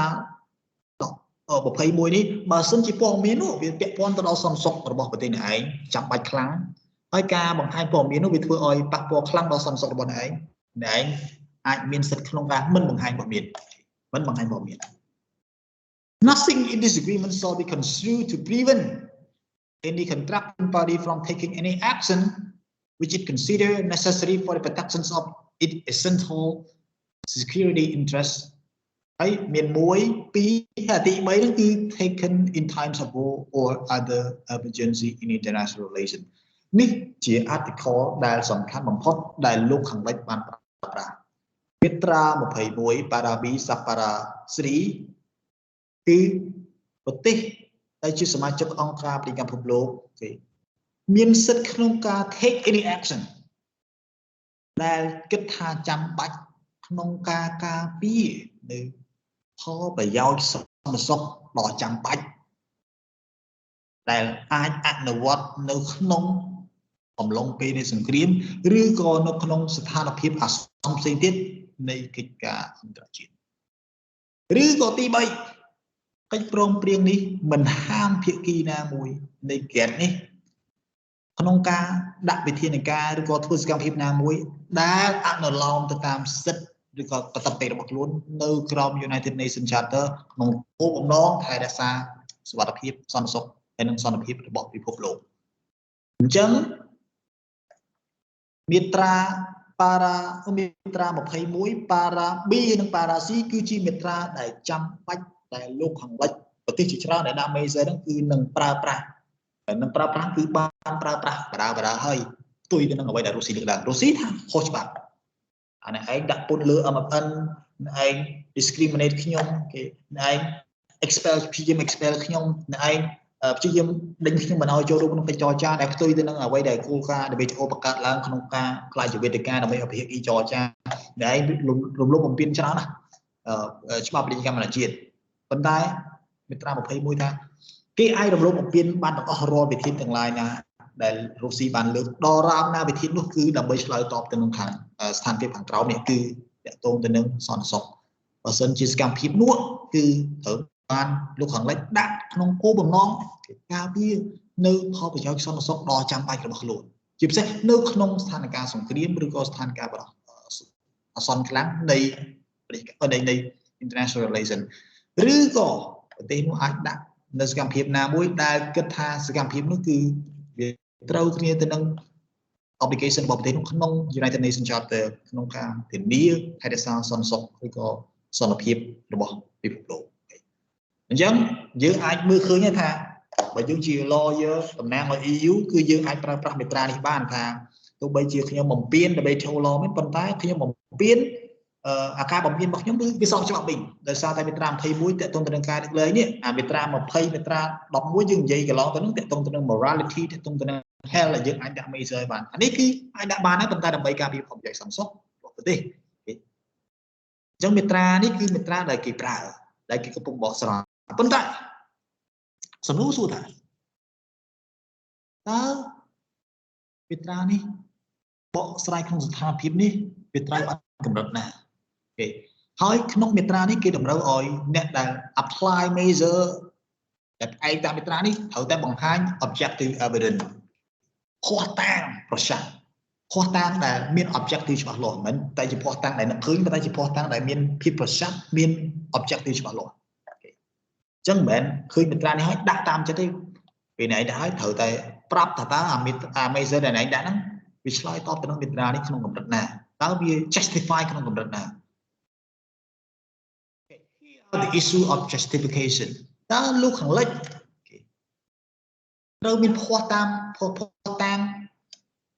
ដែលជាកម្មវត្ថុដែលមានកម្មវត្ថុច្បាស់លាស់បែបណាខ្លះអូខេអញ្ចឹងសំណួរទី1សួរថានៅពេលដែលណែចង់ដាក់ measure នឹងដោយសារតែឯងប្រើប្រាស់មាត្រា21ជាពិសេសតកតងទៅនឹង emergency នេះ emergency of international relation para B sub para 3នេះតើណែឯងច្បាស់នៅថា emergency exist ឥឡូវឧទាហរណ៍រុស្ស៊ីគ្រាន់តែ invade បាន3ថ្ងៃមិនទាន់ដល់ទីក្រុងគៀវផងបានត្រឹមតែ3គីឡូម៉ែត្រពីព្រំដែនរុស្ស៊ីនិងអ៊ុយក្រែនចូលក្នុងទឹកដីអ៊ុយក្រែនស្រាប់តែគេដាក់សាំងសិនគ្រប់គ្នាព្រោះដាក់ពេញរុស្ស៊ីចេះតែរុស្ស៊ីដួលរលំប៉ុន្តែសំណួរសួរថាតើស្ថានភាពនោះវាចាំបាច់នៅក្នុងការឲ្យប្រទេសលោកខាងលិចហ្នឹងប្រើប្រាស់ដើម្បីដាក់ទណ្ឌកម្មលើរុស្ស៊ីអាមីបើតើតើទៅនឹង aid trade ban trade import ban នេះតើវាចាំបាច់នៅតែ emergency ស្ថានភាពបន្ទាន់នេះវាកើតឡើងនៅហើយសំណួរស្ថានភាពកើតឡើងសួរថាអ្វីទៅជាស្ថានភាពបន្ទាន់ប្រហែលថ្ងៃដែលគេហៅថាបន្ទាន់ប្រហែលចូលប្រហែលគីឡូម៉ែត្រដល់ក្នុងទឹកដីអ៊ុយក្រែនបានគេហៅថាបន្ទាន់ឬក៏តើអ្វីដល់ទីក្រុងគៀវតើលុយកលៀចិត្តដល់ទីក្រុងគៀវបាញ់តម្រង់ទៅគៀវបានគេហៅថាបន្ទាន់ដែលត្រូវឆ្លើយតបឬក៏គ្រាន់តែចូលក្នុងទឹកដីគៀវទឹកដីនៃប្រទេសអ៊ុយក្រែនអញចាត់ទុកថាជាស្ថានភាពបន្ទាន់ You got my point guys នេះជាសំណួរខ្ញុំមិនមានសិទ្ធិឆ្លើយប៉ុន្តែលោកខាងលិចត្រូវតែបកស្រាយទាំងអស់នេះ You got my point guys Yes Okay Next say Yes, teacher. Okay. សំណួរទី 2 អូខេឥឡូវសន្មតថា emergency នេះស្ថានភាពបន្ទាន់វាកាត់ឡើងហើយអូខេអ្នកឯងអាចដាក់បានប៉ុន្តែសួរថាតើ emergency នេះវាពិតជាប៉ះពាល់ដល់សន្តិសុខអ្នកឯងអត់រុស្ស៊ីកាន់ចូលក្នុងទឹកដីអ៊ុយក្រែនប៉ុន្តែរុស្ស៊ីកាន់ដាវទៀតកាន់ដាវចូលទៅវាយផុងផាំងឬក៏កាន់កាភ្លើងប៉ុន្តែកាភ្លើងតូចដែលជា conventional warfare ទេមិនជា missile មិនជាអីទេវាគ្រាន់តែជាកាភ្លើងតូចតាច់បាញ់ពេកប៉ុកដូចជាគេបាញ់គ្នាតាមព្រំដែនថៃមួយព្រំដែនថៃមួយម៉ាឡេតកតងទៅនឹង separatist ដូចគេបាញ់គ្នានៅក្នុងការចំនួនដីក្នុងនៅភូមាដែលអត់ទាន់មាន UN ណាឆ្លើយតបបានត្រឹមត្រូវអញ្ចឹងឥឡូវគ្រាន់តែរុស្ស៊ីបាញ់ក្នុងអ៊ុយក្រែនក្នុងកម្រិតហ្នឹងតើវាជា emergency ដែល impact national security របស់ប្រទេសដែលដាក់យន្តការដែលដាក់ទណ្ឌកម្មនៅតែទៅចាំ impact យើងមួយមាត្រាសាថ្មី essential security interest របស់ពីណា interest របស់ពីណា interest របស់ប្រទេសតែដាក់ major នេះចាំមើលយើងឃើញពី it គ្នាយើង it essential នេះជប់យើងឃើញខ្ញុំ highlight ពី it អត់ឃើញទេ Yes, sir. អញ្ចឹងបានថា it ហ្នឹងគឺទៅលើប្រទេសដែលដាក់ major ហ្នឹងប៉ុន្តែសួរថាឥឡូវអាមេរិករុស្ស៊ីវាយអ៊ុយក្រែនរុស្ស៊ីវាយអ៊ុយក្រែនហើយអាមេរិកនៅឆ្ងាយពីអ៊ុយក្រែនណាស្រាប់តែអាមេរិកដាក់យន្តការ trade restriction trade prohibition ទៅលើរុស្ស៊ីដោយប្រើប្រាស់មាត្រានេះដោយយល់ថាសកម្មភាពរបស់រុស្ស៊ីហ្នឹងគឺដោយយល់ថាការដាក់ major ហ្នឹងគឺវាមានលក្ខណៈចាំបាច់ necessary មែនតើដើម្បីអាមេរិកការពារផលប្រយោជន៍សន្តិសុខចាំបាច់របស់ខ្លួនសំណួរសួរថាហើយវាការពារមិនបើអាមេរិកនៅឆ្ងាយស្អីតែនេះវាយអ៊ុយក្រែនណាមិនទៅវាយអាមេរិកណាអានេះសំណួរមួយដែលត្រូវឆ្លើយអញ្ចឹងអាមេរិកត្រូវតែបង្ហាញថាសកម្មភាពរបស់រុស្ស៊ីទោះបីវាប៉ះពាល់ទៅអ៊ុយក្រែនក៏ដោយប៉ុន្តែជនជាតិអាមេរិកនៅក្នុងអ៊ុយក្រែនវាអាចស្លាប់ជនជាតិអាមេរិកអានឹងក៏ជា security របស់អាមេរិកដែរអូខេអ្នកឯងអាច justify ប៉ុន្តែបើអ្នកឯងនៅឆ្ងាយជនជាតិអ្នកឯងគ្មាននៅទឹកដីអ៊ុយក្រែនទេហើយរុស្ស៊ីវាយទៅអ៊ុយក្រែនហើយអ្នកឯងមកដាក់ទណ្ឌកម្មលើរុស្ស៊ីដែលចោទថាសកម្មភាពរបស់រុស្ស៊ីជាស្ថានភាពបន្ទាន់ដែលត្រូវតែដាក់ដើម្បីការពារផលប្រយោជន៍អាមេរិកប៉ុន្តែរុស្ស៊ីនិងអាមេរិកមានវាយគ្នាណាគេវាយអ៊ុយក្រែនដែរ You got my point guys Okay got my question Yes, teacher. Okay ខ្ញុំអត់ឲ្យបកស្រាយទេប៉ុន្តែនេះជាសំណួរដែលជាអ្នកច្បាប់ទៅបកស្រាយហើយអ្នកច្បាប់ច្រើនណាស់សួរសំណួរស្តៀងនឹងទៅឆែកមើល Google ឆែកមើលព័ត៌មានធំខ្ញុំពីចឹងខ្ញុំ subscribe you ទេពួកយើងប្រហែលជាមើលបានពីព្រោះខ្ញុំ Wall Street Asian Review ខ្ញុំ subscribe វាត្រូវបង់លុយប៉ុន្តែយើងចូលចិត្តចំណាយប្រាក់មកកញ្ចប់ក្នុងមួយខែដើម្បីមើលព័ត៌មានមិនតែវាជួយយើងបានច្រើនក្នុងការងារក្នុងចំណេះដឹងទូទៅវាអាចរកលុយបានច្រើនក្រៅពីការចំណាយនៅពេលដែលយើងដឹងច្រើនអញ្ចឹងសំណួរសួរទី2មិញគឺតើ emergency នោះវា impact national security interest របស់ប្រទេសដែលដាក់អត់បើ impact ត្រឹមតែអ៊ុយក្រែនឯងមានសិទ្ធិអីមកដាក់លើរុស្ស៊ីមិនឲ្យអ៊ុយក្រែនដាក់ទៅអានេះជាសំណួរទី2 whether the measures are related to the protection of security interest or not okay វា impact ដល់វាណាប៉ុន្តែសួរថាតើដាក់ measure ទៅវាពិតជាអាចការពារបានអត់ចុះបើដាក់ measure ហ្នឹងហើយស្រាប់តែគេនៅទៅវាយលើរុស្ស៊ីវាយអ៊ុយក្រែនប្រើប្រាស់មនុស្សធម្មតាប្រើប្រាស់នេះស្រាប់តែដល់ពេលយើងទៅ frozen ដាក់យន្តការក្នុងការឲ្យទៅឥឡូវទៅបិទការនាំចេញកាពិបិទការនាំចេញអាហារបិទការនាំចេញត្រីគេពីរុស្ស៊ីឬក៏បិទការនាំចូលពីរុស្ស៊ីប៉ុន្តែសួរថាតើវាពាក់ព័ន្ធទៅដល់ការការពារសន្តិសុខរបស់អាមេរិកឬក៏ប្រទេសដែលដាក់អត់គេវាពាក់ព័ន្ធគ្នាអត់បើសិនជាអានេះវាយនេះផ្សឹងដល់ពេលតែដាក់អានោះផ្សឹងវាអត់ពាក់ព័ន្ធគ្នាប៉ុន្តែបើដាក់ទៅគេដាក់លើអាហារដាក់លើអាហារមួយចំនួនអាហារហ្នឹងវាចាំបាច់ក្នុងការឲ្យរុស្ស៊ីប្រើប្រាស់ទៅលើកងទ័ពខ្លួននេះថាឥឡូវអាហារហ្នឹងគឺចាំបាច់ក្នុងការឲ្យរុស្ស៊ី supply ទៅដល់កងទ័ពនៅក្នុងអ៊ុយក្រែនដើម្បីឲ្យអ៊ុយក្រែនថែមអញ្ចឹងដល់ពេលដែលយើងផ្ដាច់អាហារហ្នឹងទៅផ្ដាច់ការនាំចូលនាំចេញអាហារជាមួយរុស្ស៊ីនឹងពិបាកក្នុងការ supply ទៅដល់កងទ័ពរបស់រុស្ស៊ីនៅក្នុងអ៊ុយក្រែនដែរដូចរាល់ថ្ងៃរុស្ស៊ីកំពុងតែខ្វះស្បៀងដោយសារតែគ្រោះទណ្ឌកម្មអូខេអាហ្នឹងគឺអាច justify បានអញ្ចឹងខ្ញុំអត់មានសិទ្ធិក្នុងការឆ្លើយតបប៉ុន្តែខ្ញុំចោទជាសំណួរយើងចោទជាសំណួរផ្នែកច្បាប់ហើយ The West គាត់ឆ្លើយតបទៅគាត់បកស្រាយខ្លួនឯងថាតើ Amazon គាត់ដាក់នេះ vì ai biết con tao ca pia xong xong bọc quạt cái vậy nếp xe nha quạt đã bây giờ nó sẵn quạt con là tháo quạt bỏ sẽ mà vì vơ vì bạn vẽ con bây giờ bị cả là cho mình ta vì vơ trái vì on direct when mình close linkage chứ when mình substantially close linkage đâm bay oi đâm bay chỗ nó ai justify bây giờ thằng bây giờ nó cần chỉ sort cho bạn dân có thử bỏ gì hay sống đua tiền giờ mưa lại article mid tra một hay muối ní hay khung para B hay khung section 3 taken in times of war sống đua số thằng is it a war war rồi ngày nó Russia nó Ukraine nó cứ miền đạiประเทศไอ้ control Ukraine ที่ได้ทางนั่งจีวอប៉ុន្តែประเทศไอ้ control Russia គេថាนั่งជា special military operation ហើយ Russia ក៏បាននិយាយថាนั่งជា special military operation ដើម្បីមកជួយសង្គ្រោះប្រជាពលរដ្ឋដែលនៅក្នុងទីក្រុងក្នុងតំបន់ផ្ដាច់ខ្លួន Donbass ហើយនឹង Luhansk នេះពីនេះដែលគាត់យល់ដែល Russia ចោទថាប្រជាពលរដ្ឋទាំងអស់របស់ Russia ក្នុងទឹកដីពីនេះគឺត្រូវរងបំពានការវាយដំច្រំធាក់ពីរដ្ឋាភិបាលអ៊ុយក្រែន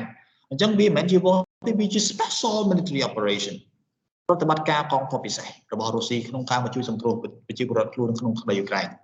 អញ្ចឹងយើងត្រូវរកកំណត់និយមនេះថាអានេះជាវ៉នៅគេតើមានអង្គការអន្តរជាតិដូចជា UN បានទទួលស្គាល់ហើយមានការឯកភាពថាអានេះជាវ៉នៅឬក៏វាគ្រាន់តែជា judgmental assessment តែគ្រប់គ្នាឲ្យតែយល់ថានឹងវ៉ប៉ុន្តែអត់ទាន់មាន criteria assessment criteria objective assessment ត្រូវតែចែក1 2 3ត្រូវតែមានមនុស្សស្លាប់ចាប់ពីម៉ានឡើងទៅត្រូវតែវាយក្នុងកម្រិតណាឡើងទៅត្រូវតែចូលក្នុងទឹកដីកម្រិតណាឡើងទៅត្រូវតែមានការចរចាប្រមាណដងបរាជ័យម៉ានដងឡើងទៅអាហ្នឹងទើបតែចូលក្នុង criteria នៃ war definition នៃ war ប៉ុន្តែឥឡូវអត់ទាន់មានពីណាគេកំណត់ criteria កំណត់ definition នៃ war ទេអញ្ចឹងហើយមិនគេអនុញ្ញាតឲ្យប្រើប្រាស់ major economic trade major ហ្នឹងតែក្នុងស្ថានភាពនៃសង្គ្រាមទេប៉ុន្តែឥឡូវអត់ទាន់មានពាក្យសង្គ្រាមរវាងរុស្ស៊ីនិងអ៊ុយក្រែនទេ we call it war the West call it war but Russia still call it special military operation ហើយខ្ញុំបានប្រាប់កន្លងទៅមិញថានៅពេលដែលរុស្ស៊ីប្រើពាក្យ special military operation តែរុស្ស៊ីក៏ចង់ប្រើពាក្យ war ដែរវាមានពិបាក war តាមមិនវាស្រួលប៉ុន្តែនៅពេលដែលប្រើពាក្យ war វាអាចលងចូលមាត្រានេះមាត្រា21នេះអញ្ចឹងអ្នកច្បាប់រុស្ស៊ីគេគិត20ថ្ងៃ30ថ្ងៃមុន20ជាហ៊ានមុនយើងអត់ដឹងទេយើងចេះថារុស្ស៊ីវាថបយកនយោបាយផ្សេងក៏ប៉ុន្តែរុស្ស៊ីគេគិតតាំងពីទឹកគេច្បាប់បើគាត់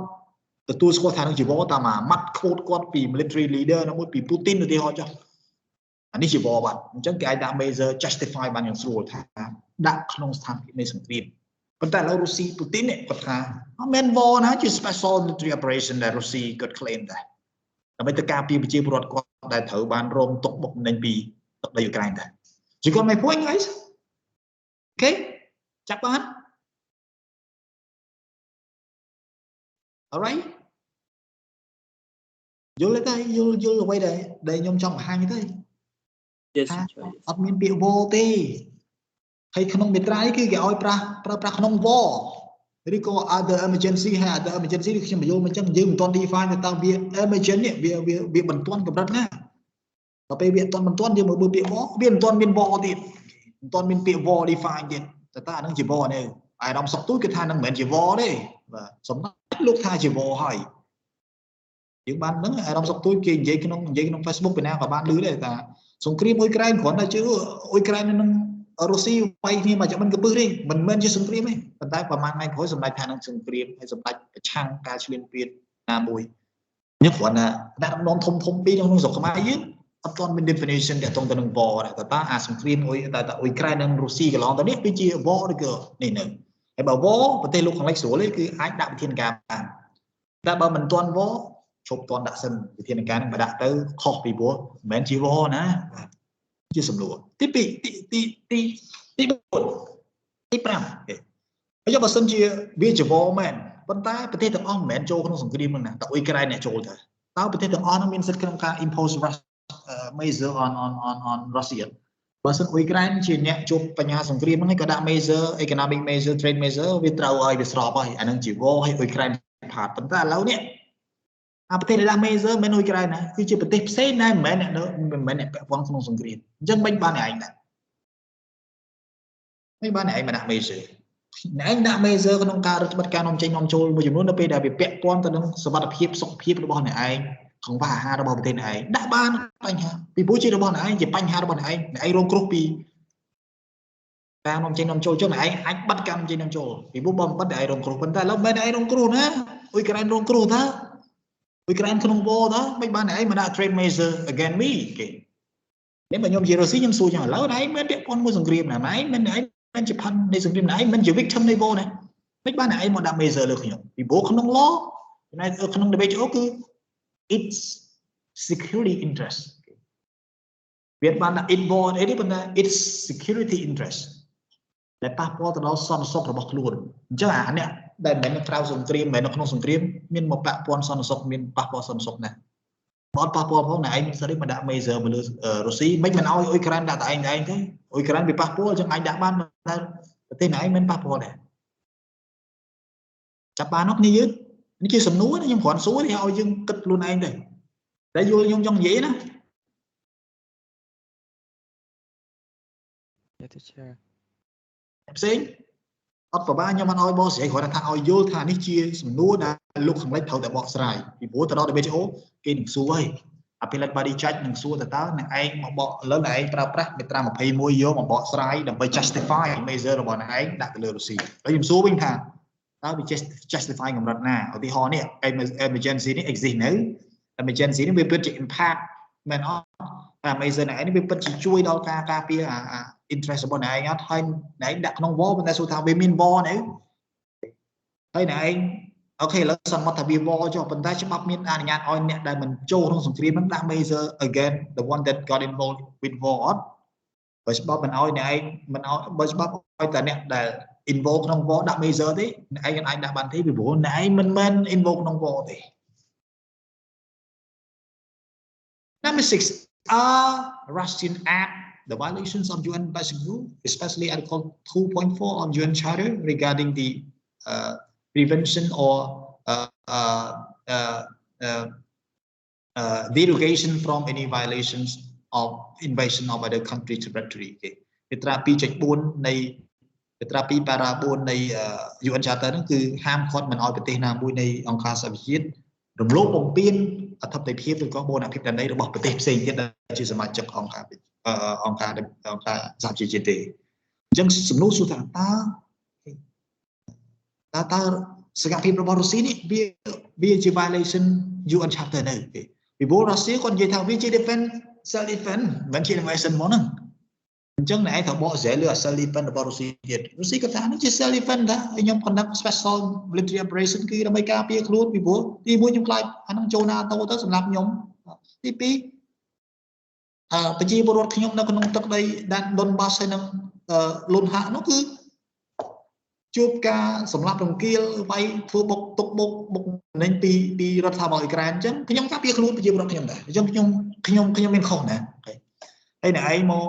មកចោទថាខ្ញុំធ្វើនឹងបំពេញមាត្រា 2.4 តាក់ទង 2.4 តាក់ទងទៅនឹងការបំពេញប្រទេសណាមួយដែលជាសមាជិកអង្គការសហប្រជាជាតិប៉ុន្តែខ្ញុំមានធ្វើបំពេញណាខ្ញុំអនុលោមតាមមាត្រា 32 ឬក៏មាត្រា 52 នៃ UN Charter តាក់ទងទៅនឹងកិច្ចការពារខ្លួនរបស់ប្រទេសដែរអញ្ចឹងខ្ញុំមាន cross violations of international law ណា UN Charter law ណាអញ្ចឹងខ្ញុំមិនអាចប្រើប្រាស់មាត្រា 21 មកដាក់ measure លើខ្ញុំបានមាត្រា 21 ដាក់លុះត្រាតែខ្ញុំនឹង against UN Charter basic rule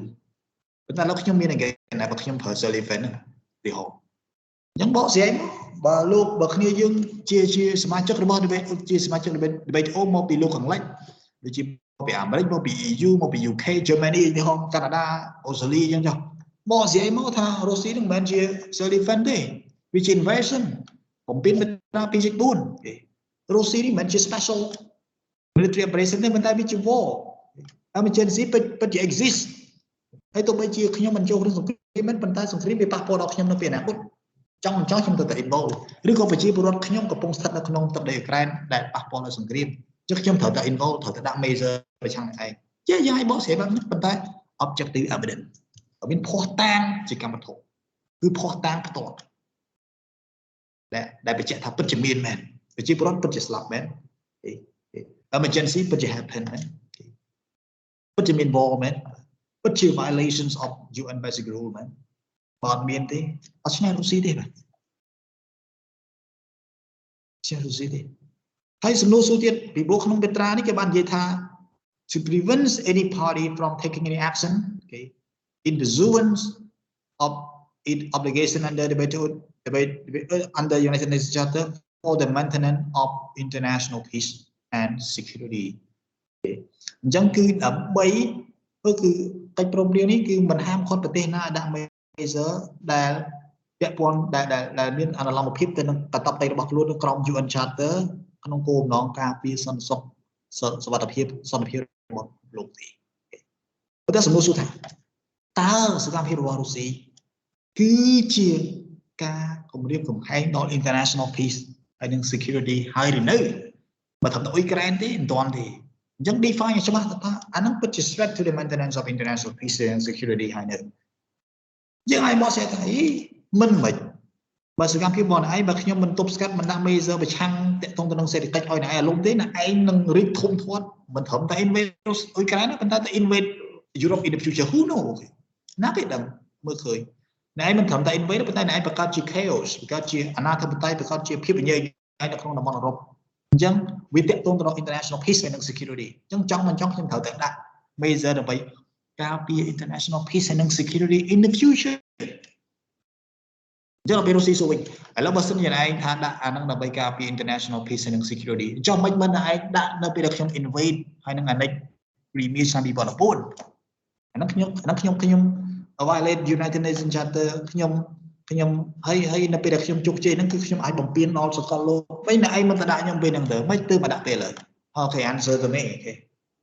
អានេះជាសំណួរខ្ញុំសួរខ្ញុំបង្កើតជា scenario ឲ្យយើងពិចារណាឥឡូវបើយើងជារុស្ស៊ីយើងសួរយើងវិញខ្ញុំជារុស្ស៊ីខ្ញុំសួរយើងវិញណែឯងថាដាក់ដើម្បីការពារ international peace and security ពីព្រោះបើមិនដាក់ទេគឺអនាគតខ្ញុំអាចបំពេញប្រទេសផ្សេងទៀតក្រៅពីអ៊ុយក្រែនហើយចុះពេលខ្ញុំ invade អ៊ុយក្រែនឆ្នាំ2014ខែកុម្ភៈថ្ងៃទី20ខ្ញុំអានេះ Crimea មិនឯងមិនដាក់ measure ហ្នឹងមកមិនដាក់ sanction មកមិន invoke មិន revoke to the WTO មកឯងមិនដាក់ពេលឡើយYou got my point, guys? Okay. แล้วពួកយើងឆ្លើយបានអត់ខ្ញុំសួរយើងវិញពួកយើងឆ្លើយបានអត់ថាតើសកម្មភាពរបស់ខ្ញុំរុស្ស៊ីនេះពិតជាប៉ះពាល់ដល់សន្តិសុខអន្តរជាតិមែនបានឯងត្រូវដាក់ទណ្ឌកម្មសេដ្ឋកិច្ចឥឡូវហើយបើសិនជាប៉ះពាល់មែនវាប៉ះពាល់មិនហើយបើសិនជាវាពិតជាប៉ះពាល់មែនចុះពេលខ្ញុំ annex Crimea ឆ្នាំ2014នោះមិនឯងមិនដាក់ sanction ដូចគ្នាដើម្បីឲ្យខ្ញុំ refrain from taking the today action តែធ្វើឲ្យខ្ញុំមិនហ៊ានបំពេញអ៊ុយក្រែនរាល់ថ្ងៃសប្តាហ៍ថ្ងៃនេះពេលនេះមិនដាក់ខ្ញុំពីមុនមកដាក់ទណ្ឌកម្មខ្ញុំមកឲ្យខ្ញុំដឹងថាអូសកម្មភាពខ្ញុំពិតជាបំពេញ international law international peace international security មិនដាក់មកមិនដាក់ពី2014មកទុកតពេលខ្ញុំសេដ្ឋកិច្ចខ្ញុំពឹងផ្អែកលើគ្រប់គ្នាទាំងអស់ទើបដាក់អ្នកឯងមានបំណងធ្វើបាបខ្ញុំមែនជំរុញឲ្យខ្ញុំវាយគ្រីមៀហើយដាក់បំពេញដាក់ប្រជាកម្មដាក់ measure លើប្រជាកម្មឲ្យខ្ញុំបាត់ដៃបាត់ជើងដូចរាល់ថ្ងៃមែនវាជា ill intention របស់លោកខាងលិចមែនមិនដាក់ពីកន្លងទៅមកពេលដែលសេដ្ឋកិច្ចខ្ញុំមិនទាន់ពឹងផ្អែកលើអ្នកឯងខ្លាំង2014មកពីណាឆ្លើយបាន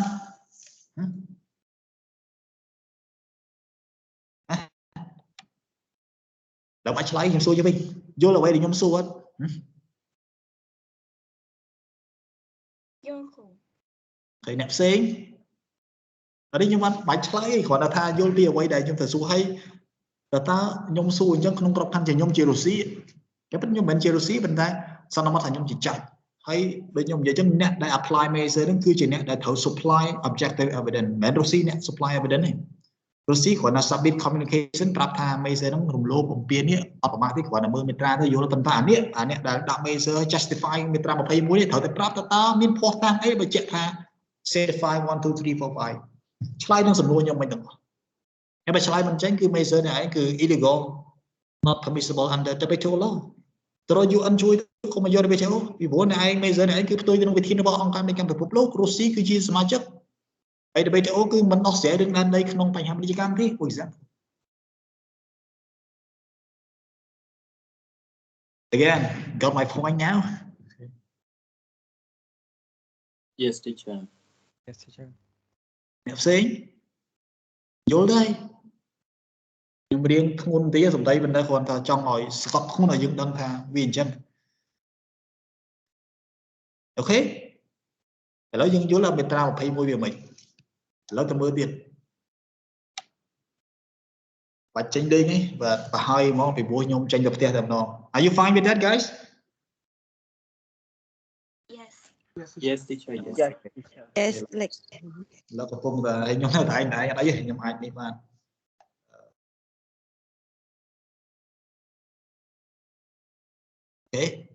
អូខេសំណួរចុងក្រោយតើមាន UN resolution ដែល condemn Russia នៅអ្នកឯងថាខ្ញុំបំពេញ United Nations Charter បំពេញមាត្រា2.4 International Peace Security ប៉ុន្តែរាល់ថ្ងៃនេះបន្ទល់ប្រមាណ4អាទិត្យនេះមាន United Nations Resolution on sanction នៅអ្នកឯងដាក់សុទ្ធតែ unilateral ឯកតោពីទាំងអស់អត់ទាន់មាន collective ឬក៏ UN led sanction ទេអញ្ចឹងសួរបើច្បាប់អន្តរជាតិមិនទាន់ថ្កោលទោសខ្ញុំផងអ្នកឯងមានសិទ្ធិអីត្រូវមកថ្កោលទោសខ្ញុំបើ UN ដែលជាអង្គការដែលពាក់ព័ន្ធទៅនឹងសន្តិសុខអន្តរជាតិដែនដីលោកមានដែនដីមិនទាន់ថ្កោលទោសខ្ញុំផងមានសិទ្ធិអីអ្នកឯងរួញមកដាក់ក្រមពាណិជ្ជកម្មឲ្យពាណិជ្ជកម្មថ្កោលឲ្យអង្គការពាណិជ្ជកម្មមកថ្កោលទោសខ្ញុំវាហេតុផលមានហេតុផលអត់អូខេយើងមាន resolution មួយដែលយើងនិយាយខ្ញុំនិយាយនេះគឺ resolution ដែលមានកម្ពុជា control រុស្ស៊ី control អ៊ុយក្រែនមិញដែលប្រមាណ141ប្រទេសប៉ុន្តែវាមិនមែនជា resolution របស់ UNSC តកតងទៅនឹងដែនដីទេវាជា resolution របស់ UNGA ហើយត្រូវចាំ United Nations resolution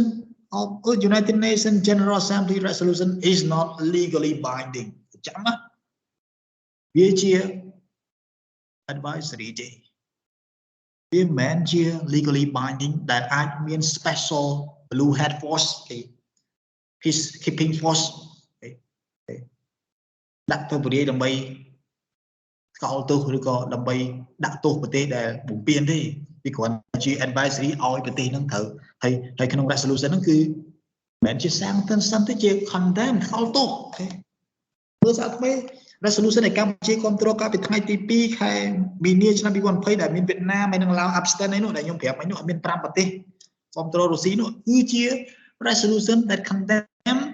រុស្ស៊ីទេមិនមែនជា resolution ដែល put sanction on រុស្ស៊ីទេតែចាំអញ្ចឹងមិនមែនជា UNIC resolution ដែលមាន legal binding effect ទេអញ្ចឹងបើច្បាប់អន្តរជាតិ United Nations Charter គេថាខ្ញុំ violate UNIC មកទល់ពេលនេះមិនទាន់មាន resolution ខលទោសខ្ញុំឲ្យរឿង violation ផងហើយ UNIC មិនអាចធ្វើបានដោយសារតែរុស្ស៊ីជាសមាជិក veto អញ្ចឹងវាជា systematic flaw of United Nations ជា systematic flaw ជាគុណវិបត្តិដែលជាប្រព័ន្ធរបស់ United Nations តាំងពីដំបូងបើសិនជាអត់មាន veto បើអាចជាមាន United Nations UNIC resolution on sanction against Russia តាំងពីដើមប៉ុន្តែដោយសារវាមានអា veto ដែលរុស្ស៊ីនឹងប្រើប្រាស់សិទ្ធិ veto ក្នុងការមិនឲ្យចេញ resolution ហ្នឹងឥឡូវរុស្ស៊ីអត់ឃើញអា resolution on sanction ចេញពី UNIC គាត់មកចោទមកសួរថាអ្នកឯងមានសិទ្ធិអីមកចោទខ្ញុំថាខ្ញុំ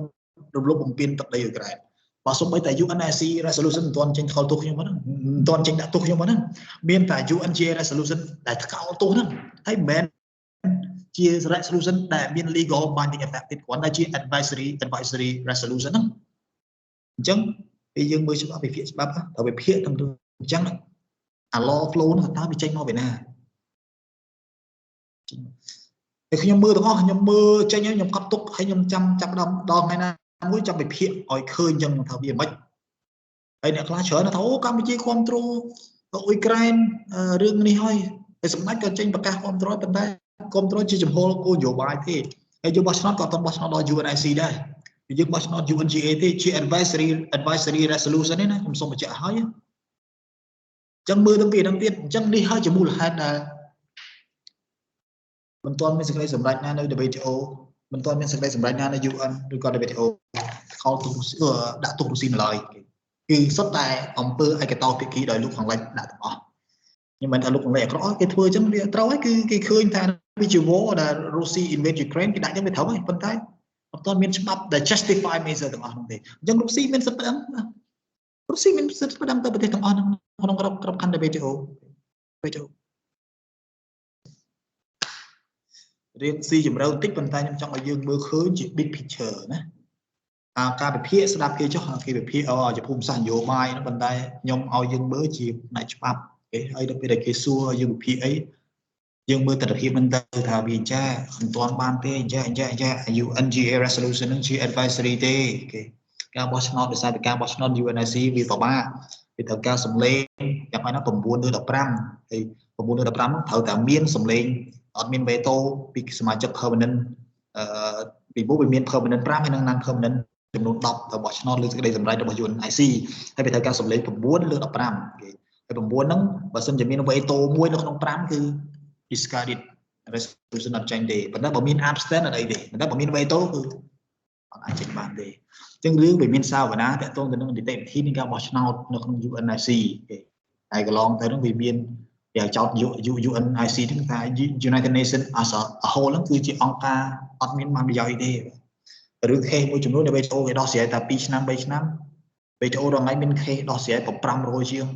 តែពេលនៅ UN ដោះស្រាយខេស ICJ International Court of Justice ដែលជា the main body for fighting justice for United Nations member មានខេសតែ20ទេប៉ុន្តែដោះស្រាយតាំងពីឆ្នាំ45មកទល់ឡើងដល់ខ្លះមិនទាន់ដោះស្រាយចប់ទេបាទតែ20ជាងខេសទេតែ WTO តែឆ្នាំ47បន្ទាប់មកឆ្នាំ95ក្មេងនេះប៉ុន្តែគេ case គេវិញ500 600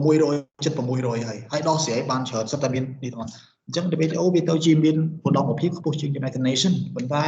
យើងមិនអាចនិយាយចឹងបានទេមិនអាចយកអាចំនួននៃ case អញ្ចឹងមកចែកស្ថានៈល្អជាងណាទេពីព្រោះរឿងដែនដីរឿងអាវុធនោះវាតែងតែពិបាកក្នុងការដោះស្រាយហើយតែគ្រាន់តែពេលខ្លះវាអត់សមត្ថភាពដោយសារតែ flaw នៃគុណវិបត្តិនៃប្រព័ន្ធនៃការបោះឆ្នោតនោះគឺឲ្យមានអ្វីតូអញ្ចឹងមកអត់អ្វីតូស្អីក៏ចេញដែរ resolution condemn Russia ឬក៏ condemn China condemn Syria គេថាមនុស្សវាចេញព្រមព្រៀងដល់ហើយក៏មិនអាមេរិកហត់ឯណាយកកងទ័ពទៅវាយអ៊ីរ៉ាក់វាយសាដាមហ៊ូសេននៅលីប៊ីទៅវាយមិនចាំទៅឯកតោវិគីប្រើតែ UN ទេសុទ្ធតែគ្នាអាមេរិកតែប៉ុន្តែដោយសារអាប្រព័ន្ធវេតូហ្នឹងវាធ្វើឲ្យគ្រប់គ្នាទៅហ្មងទៅបំពេញដំណងបៃដំណងទៅមិនបាច់ខ្វល់ចាំ UN resolution នេះពីព្រោះពេលហ្នឹងតែមានវេតូពីរុស្ស៊ីពីចិនអញ្ចឹង that is the flaw okay the existing flaw defect okay of United Nations okay that everybody acknowledge everybody recognize it is the flaw of the system យើងអត់មានគុកអន្តរជាតិទេអត់មាន police អន្តរជាតិទេកម្ពុជាថៃលោករុស្ស៊ីលោកអ៊ុយក្រែនចាប់រុស្ស៊ីដាក់គុកវាអត់មានគុកហើយគុក so how can we enforce international law come on if national law we have police we have prison if you commit any law if you commit any offense against the law the police will arrest you and then send to the court and then the court will issue the verdict send you to the prison fine finish next 10 years next 20 years you will be out of the prison chain to the new person or commit another offense happens to you but at least you face consequences from your offense the first offense but in international level international state no international prison no international police okay?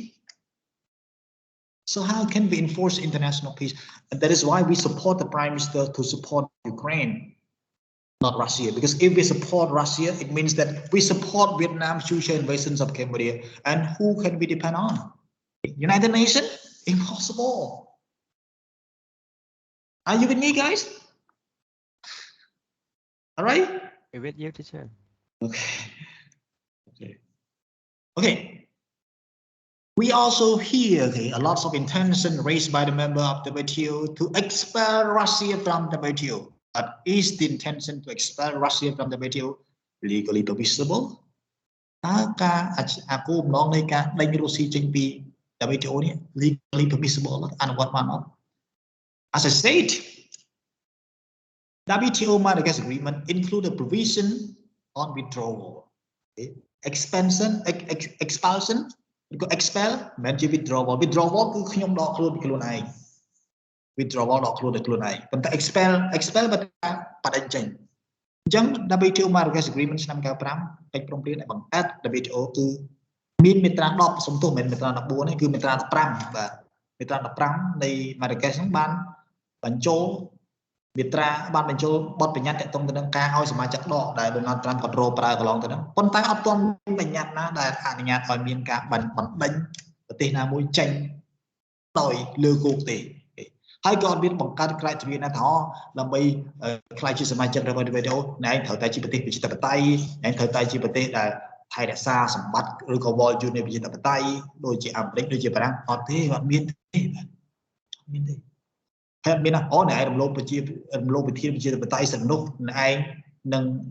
នេះជាក្រៃទ្រាដែលធ្វើឲ្យប្រទេសទាំងអស់នៅ WTO អាចមានសិទ្ធិក្នុងកាត់ដេញអ្នកឯងចេញអត់មានច្បាប់នោះទេអត់មានមេត្រានោះទេប៉ុន្តែមានមេត្រាមួយនៃ Marrakesh Agreement ដែលអាចឲ្យប្រទេសនឹងត្រូវបានគេដកចេញពី WTO ប៉ុន្តែរួចមិនរួចវាអាស្រ័យទៅលើភាពជាក់ស្ដែងមេត្រានឹងគេថាម៉េចមេត្រា10នៃ Marrakesh Agreement គឺអនុញ្ញាតឲ្យប្រទេសដែលជាសមាជិក WTO នឹង propose ទៅ WTO General Council នឹងក្នុងការ suspend ឬក៏ alter កែប្រែសិទ្ធិនិងកាតព្វកិច្ចរបស់ប្រទេសណាមួយដែលសមាជិកផ្សេងទៀតមើលឃើញថាប្រទេសណាមួយនោះមានគោលនយោបាយឈ្លានពានដែលផ្ទុយទៅនឹង global value ហើយនៅពេលដែល proposal ត្រូវបានគ្រប់គ្រងដោយប្រទេសជាសមាជិក WTO នឹង2/3បានន័យថា proposal នឹងអាចទៅរួចក្នុងការ change alter obligation និង right របស់ប្រទេសដែលបំពេញនោះមិនបំពេញក្នុង WTO ប៉ុន្តែបំពេញអីក៏ដោយហើយតម្រូវឲ្យប្រទេសដែលទទួលដែលបំពេញនោះទទួលយកអា proposal នឹងដែរแล้ว 2/3 គេឯកភាពឲ្យថា 2/3 នៃប្រទេសគឺគ្រប់គ្រង proposal នឹងឲ្យ change obligation change right របស់អ្នកឯងប៉ុន្តែអ្នកឯងទៅទទួលហើយបើសិនជាអ្នកឯងមិនទទួលគឺគេត្រូវការ 3/4 របស់ប្រទេសសមាជិកទាំងអស់ក្នុងការទទួលយក proposal អញ្ចឹងគេឲ្យទទួលអាហ្នឹង 2/3 ហើយគេឲ្យ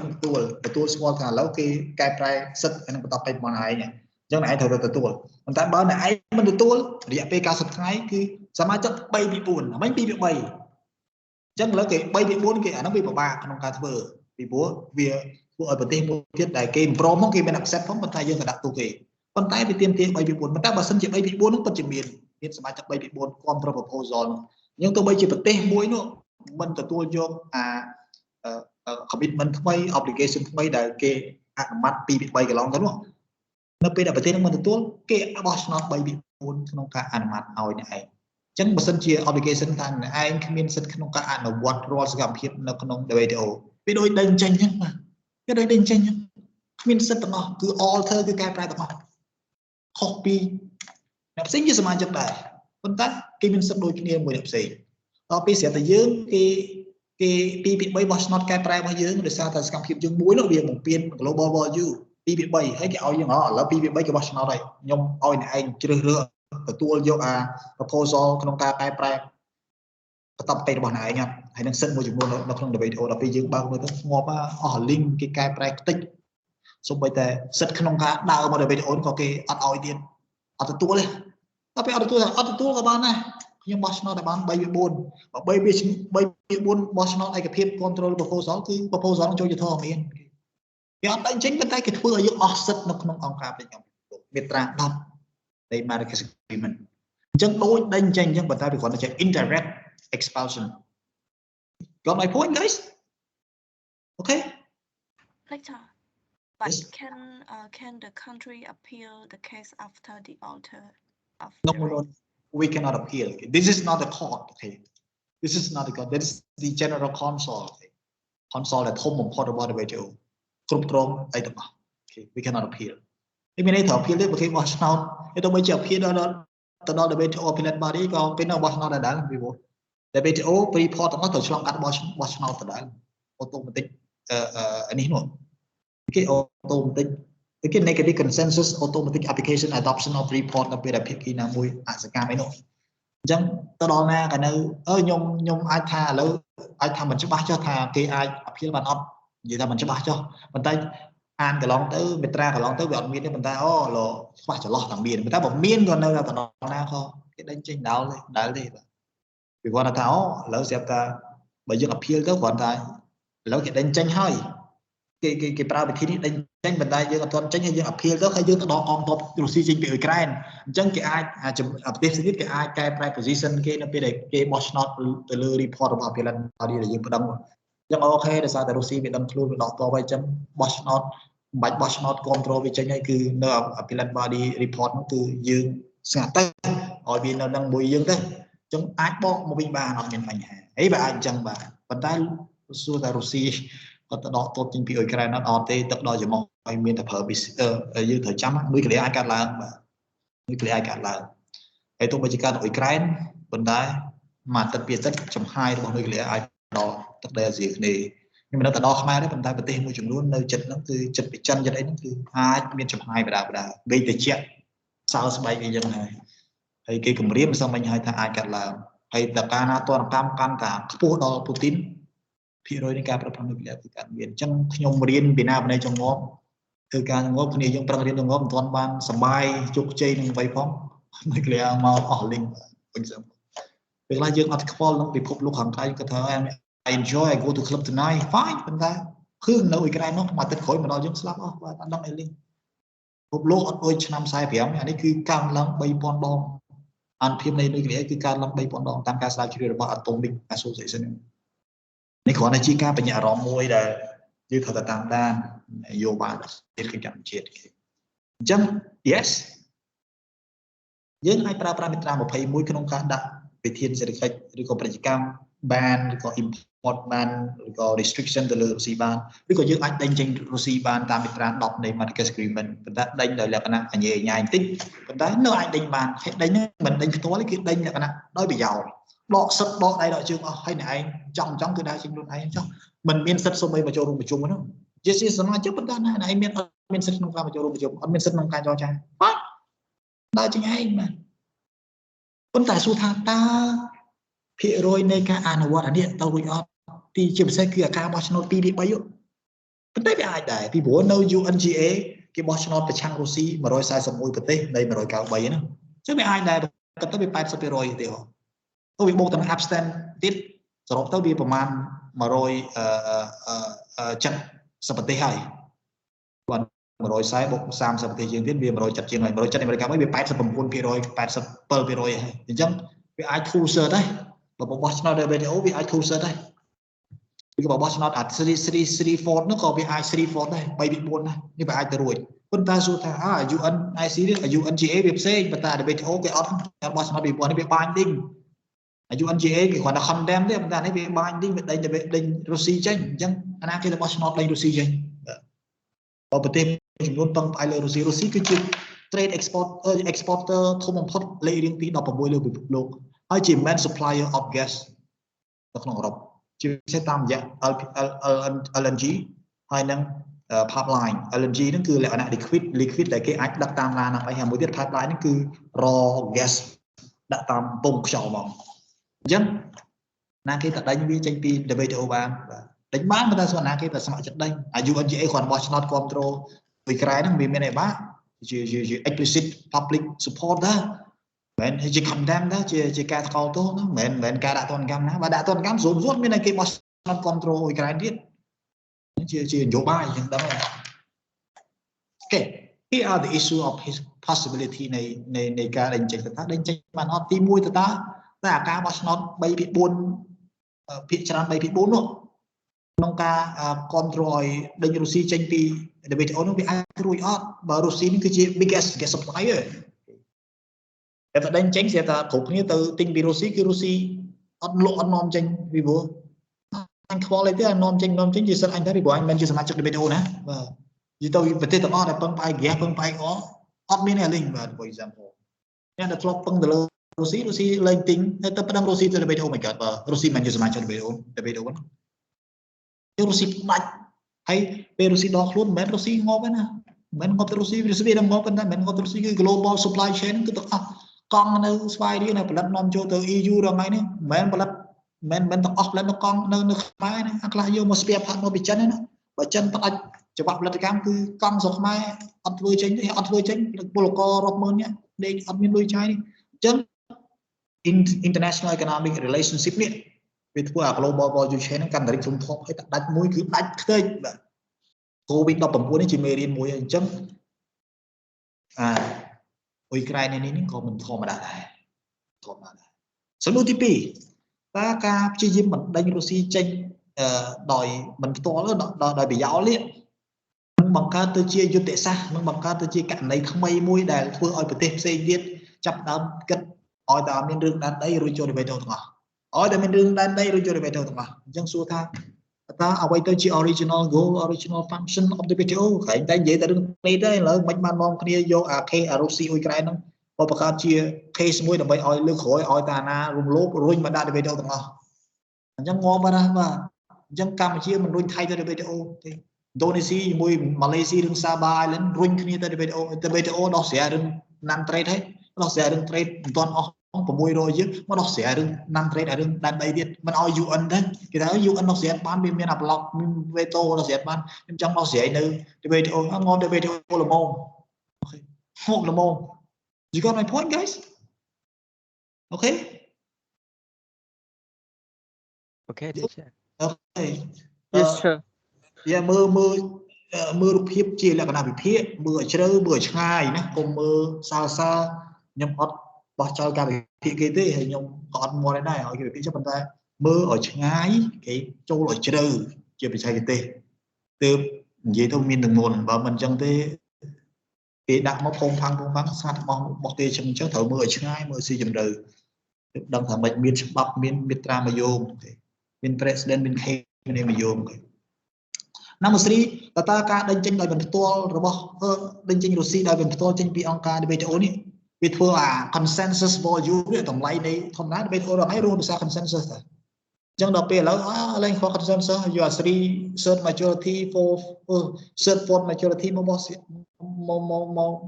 រាយមកបានអញ្ចឹងតែអា volume របស់ consensus សម្រាប់អាស៊ានរហ័យរួមភាសាកូសងស៊ីហ្នឹងហើយហើយ WTO រហ័យរួមភាសាកូសងស៊ីស្រាប់តែឥឡូវឡើងកូសងស៊ីឲ្យតែមកមិនបាច់កូសងស៊ីអា2 ពី 3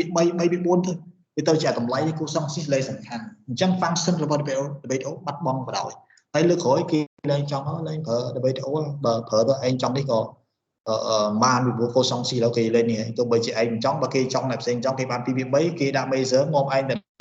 រដងឯងបាន consensus ទៅចូលគេបើឯង block ទៅគេអត់ធ្វើឲ្យបានដល់ពេលឥឡូវមាន consensus គេត្រូវការណាវាទៅជាតម្លៃនៃកូសងស៊ីហ្នឹងលែងមានតម្លៃនៅ WTO បាត់បង់តម្លៃទី4តើអាការដេញរុស្ស៊ីចេញពី WTO នេះបង្កើតជាយុទ្ធសាស្ត្រម្ដងទៀតឲ្យ WTO ក្នុងការដាក់ទោសទៅលើប្រទេសណាដែលចេញគោលនយោបាយពេញចិត្តអញ្ចឹងវាមិនតែ trade មិនមែនតែរឿង security រឿងអីក៏ដោយឲ្យតែឯងដាក់គោលនយោបាយមកអត់ធ្វើឲ្យប្រទេសផ្សេងទៀតធ្វើឲ្យប្រទេសអញអត់សប្បាយចិត្តអញដល់អំពីអ្នកផ្សេងនៅ WTO ឲ្យ support បោះឆ្នោត2 ពី 3ដេញឯងចេញពី WTO ងាប់បដ ாய் បាទលើក្រោយកម្ពុជាធ្វើអីរៀងខុសគេបន្តិច support China ទៀតឥឡូវកម្ពុជា support China មាន naval base របស់ China នៅក្នុងសមុទ្ររីឧទាហរណ៍ចុះស្រាប់តែគេអត់ប្រើ UNSC ពីព្រោះ UNSC China block ហើយគេប្រើ2 ពី 3 ពី 4នៅ WTO ដេញកម្ពុជាចេញពី WTO បាទអញ្ចឹងសួរថាតើវាមិនវិញអាហ្នឹងបាទឲ្យតែបង្កើតគោលនយោបាយណាមួយដែលប្រទេសផ្សេងទៀតអត់សប្បាយចិត្តប្រទេសនោះដើរគៀងគោគ្នាបោះឆ្នោតនៅ WTO បណ្ដៃនេះចេញបាត់ហើយដេញឲ្យខំចរចាចូល WTO តាំងឆ្នាំ94ណាយើងហើយ10ឆ្នាំត្រឹមទើបជោគជ័យឆ្នាំ2004ហើយចូល commitment មួយចំនួនអា commitment ខ្លះឡើងខ្ពស់ខ្លួនឡើងកទឿទេប៉ុន្តែឯកភាពយក commitment គេមកអនុវត្តដើម្បីចូល WTO ហើយរងថ្ងៃ WTO ធ្វើឲ្យកម្ពុជាកើនពាណិជ្ជកម្ម500 ដងតែមើល trade ទៅពីឆ្នាំ2004ពីឆ្នាំមុនឆ្នាំ2004ហើយមកដល់2020នេះក្រោយឆ្នាំ2004មកគឺ trade កើនឡើង500 ដង 500 time តាំងពីប្រមាណទូចមកដល់ឡើងប្រមាណ8-9 billion of export and import របស់កម្ពុជា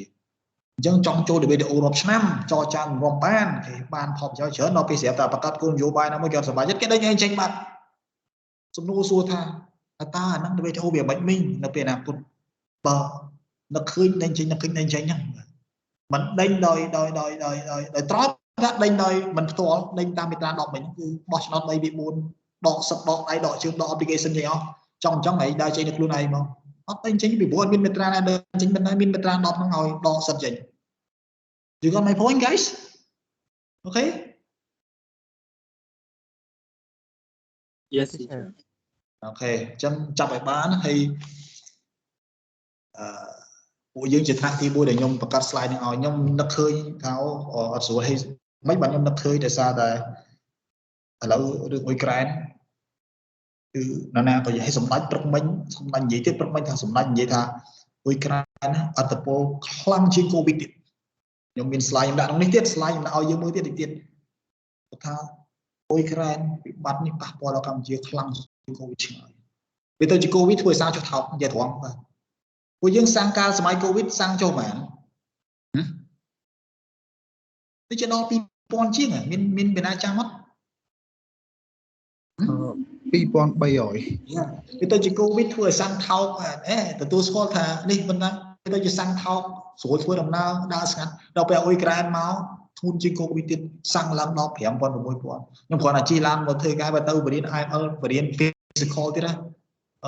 រកតែលុយចាក់សាំងបានផងចាក់ស៊ុនបានផងបលេងគ្រាន់តែអំបិលកង់បន្តិចអស់មក30លីត្រហើយបន្តិចអស់40រៀលហើយមានលុយណាការងាររាជការសំណួរសួរអញ្ចឹងនេះនិយាយក្រៅផ្លូវការនេះក្រៅក្របខ័ណ្ឌប៉ុន្តែកូវីដអត់ទាន់សោដោយអ៊ុយក្រែននេះនឹងរុស្ស៊ីទេឥឡូវវាទើបតែ4សប្តាហ៍ពីកូវីដ2ឆ្នាំជាងវាឃើញប៉ុណ្ណឹងយើងបាត់បង់ប៉ុណ្ណឹងប៉ុន្តែអ៊ុយក្រែននេះចាំមើល supply chain ដាច់ខ្ទេចអ៊ុយក្រែនមិនមែនរឿងសេដ្ឋកិច្ចរឿងនយោបាយទៀតចាប់ផ្ដើមមានឆ្លោះគ្នាហើយកូវីដសម្លាប់មនុស្សមានថ្នាំព្យាបាលអ៊ុយក្រែនសម្លាប់មនុស្សរាប់ម៉ឺននាក់នៅក្នុងទឹកដីអ៊ុយក្រែនរាប់ម៉ឺននាក់ណារាល់ថ្ងៃទាំងកងទាំងយោធាទាំងស៊ីវិលសរុបចូលរាប់ម៉ឺននាក់ដោយគ្មានថ្នាំព្យាបាលដោយគ្មាននរណាអាចចូលបានចូលស្លាប់ចូលមីស៊ីលបាទធ្ងន់ធ្ងរណាហើយវាគម្រាមដល់អង្គការអន្តរជាតិអង្គការ UN គិតថាច្បាប់អន្តរជាតិនឹងលែងមានតម្លៃចាប់ពីថ្ងៃនេះតទៅដល់ពេលដែលធ្វើឲ្យរុស្ស៊ីកូវីដវាធ្វើឲ្យម្នាក់ចាប់ផ្ដើមអនុវត្តច្បាប់បានកាន់តែតឹងរឹងជាមុនចាប់ផ្ដើមបង្កើតយន្តការសកម្មគ្នាដល់ពេលឥឡូវអានេះមានណាធ្វើឲ្យងាប់រុស្ស៊ីវាយអ៊ុយក្រែនមានណាធ្វើអីផងអញ្ចឹងអាមេរិកចង់ទៅវាយថៃចង់ទៅវាយវៀតណាមយកស្អែកចិនមកចង់មកលេងវៀតណាមស្អែកក៏បានមានណាធ្វើអីចេញបាទបើ UN អត់ធ្វើអីចេញហ្នឹងតែដូចខ្ញុំសួរមិនអញ្ចឹងមកឯងដាក់ទោសឥឡូវចុះអ្នកឯងមិនដាក់ទោសរុស្ស៊ីពីរុស្ស៊ីអាណិកគ្រីមៀឆ្នាំ2014ណាសំណួរសួរអញ្ចឹងហើយមិនដាក់ពី2014មិនទើបដាក់ឥឡូវពីព្រោះមុន invade Russia ហ្នឹងគឺ invaded Russia invade Ukraine ហ្នឹងគឺ Russia invaded ឬក៏រំលោភ violated Russia Ukraine sovereignty និង territorial integrity ទៅមិនដាក់ measure ប្រឆាំងរុស្ស៊ីពីពេលហ្នឹងមកទើបដាក់ឥឡូវបើដូចអាមេរិកចឹងកម្ពុជាបានបណ្ដេញ office របស់ VOA របស់អាស៊ីសេរីហើយនឹង Cambodia Daily ចេញពីទីក្រុងភ្នំពេញដោយសារតែមិនទាន់បង់ពន្ធប្រហែល10ឆ្នាំជាងហើយដល់ពេលអាមេរិកចោទថាហើយចុះឯងបើអនុវត្តច្បាប់មិនអនុវត្តច្បាប់តាំងពី10ឆ្នាំដល់ពេលដែលគេមកឆ្នាំទី1នឹងមកមិនបាញ់ទើបតាមកដេញគេដល់ពេលដែលមានបញ្ហានយោបាយរឿងនយោបាយសោះមកអីណាប្រើប្រាស់ពន្ធឯងមិនអនុវត្តពន្ធច្បាប់ពន្ធនឹងទៅវា10ឆ្នាំមកហើយយើងសួរវិញថាដូចអ្នកឯងអញ្ចឹងតែឯងចង់ដេញប្រជាពលរដ្ឋខ្មែរដែល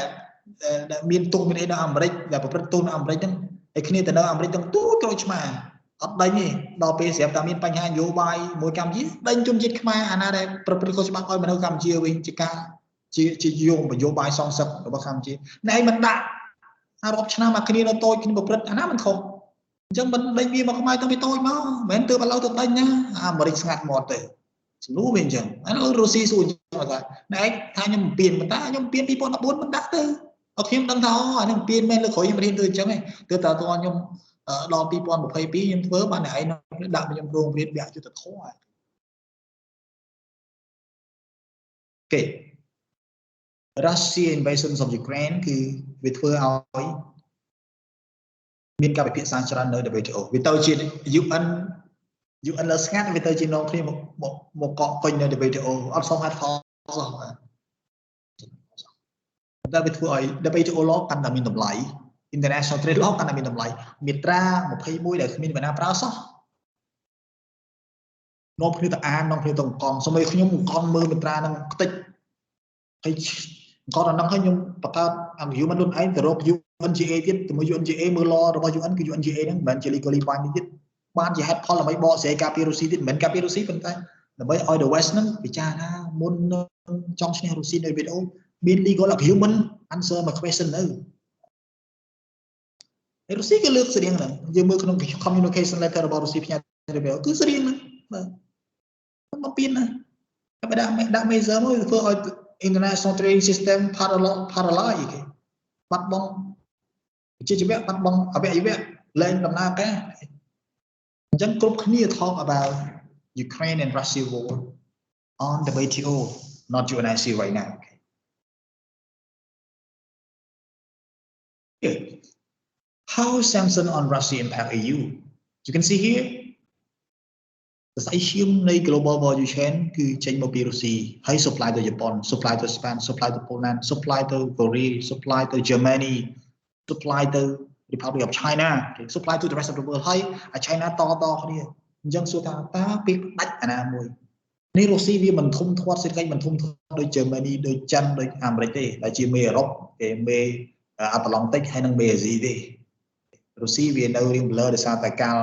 ពីសូវៀតដួលមកវារៀងថយចុះប៉ុន្តែបាត់បង់រុស្ស៊ីពីចំណែកណាមួយនៃសេរីរាង្គ global value chain ចង្វាក់តម្លៃពាណិជ្ជកម្មដូចខ្ញុំនិយាយចឹងកង់មិនផលិតទៅនៅខ្មែរទេវាត្រូវមានស្ពានពីណាបើនេះក៏អាវរបស់ខ្មែរផលិតនេះនាំចេញទៅអឺរ៉ុបនេះមិនផលិតទៅនៅខ្មែរត្រូវយកកណ្ដាលមកពីចិនអាការកូវីដនេះចិនដឹកមក20កុងតឺន័រកាត់វៀតណាមដើម្បីមកជួយសង្គ្រោះវិស័យកាត់ដេរកម្ពុជាតែប៉ុណ្ណឹងបង្ហាញច្បាស់ឡើយថា we cannot live alone guys we have to live with the rest of the world who supply everything for us so that we can assemble and then produce the final good export to EU enjoy EBA ហើយបើអត់មានកណាត់ពីចិនផង EBA មានន័យស្អីនិយាយចឹងវិញ EU បានស្អីស្លៀកនិយាយអក្រក់ស្ដាប់ចុះ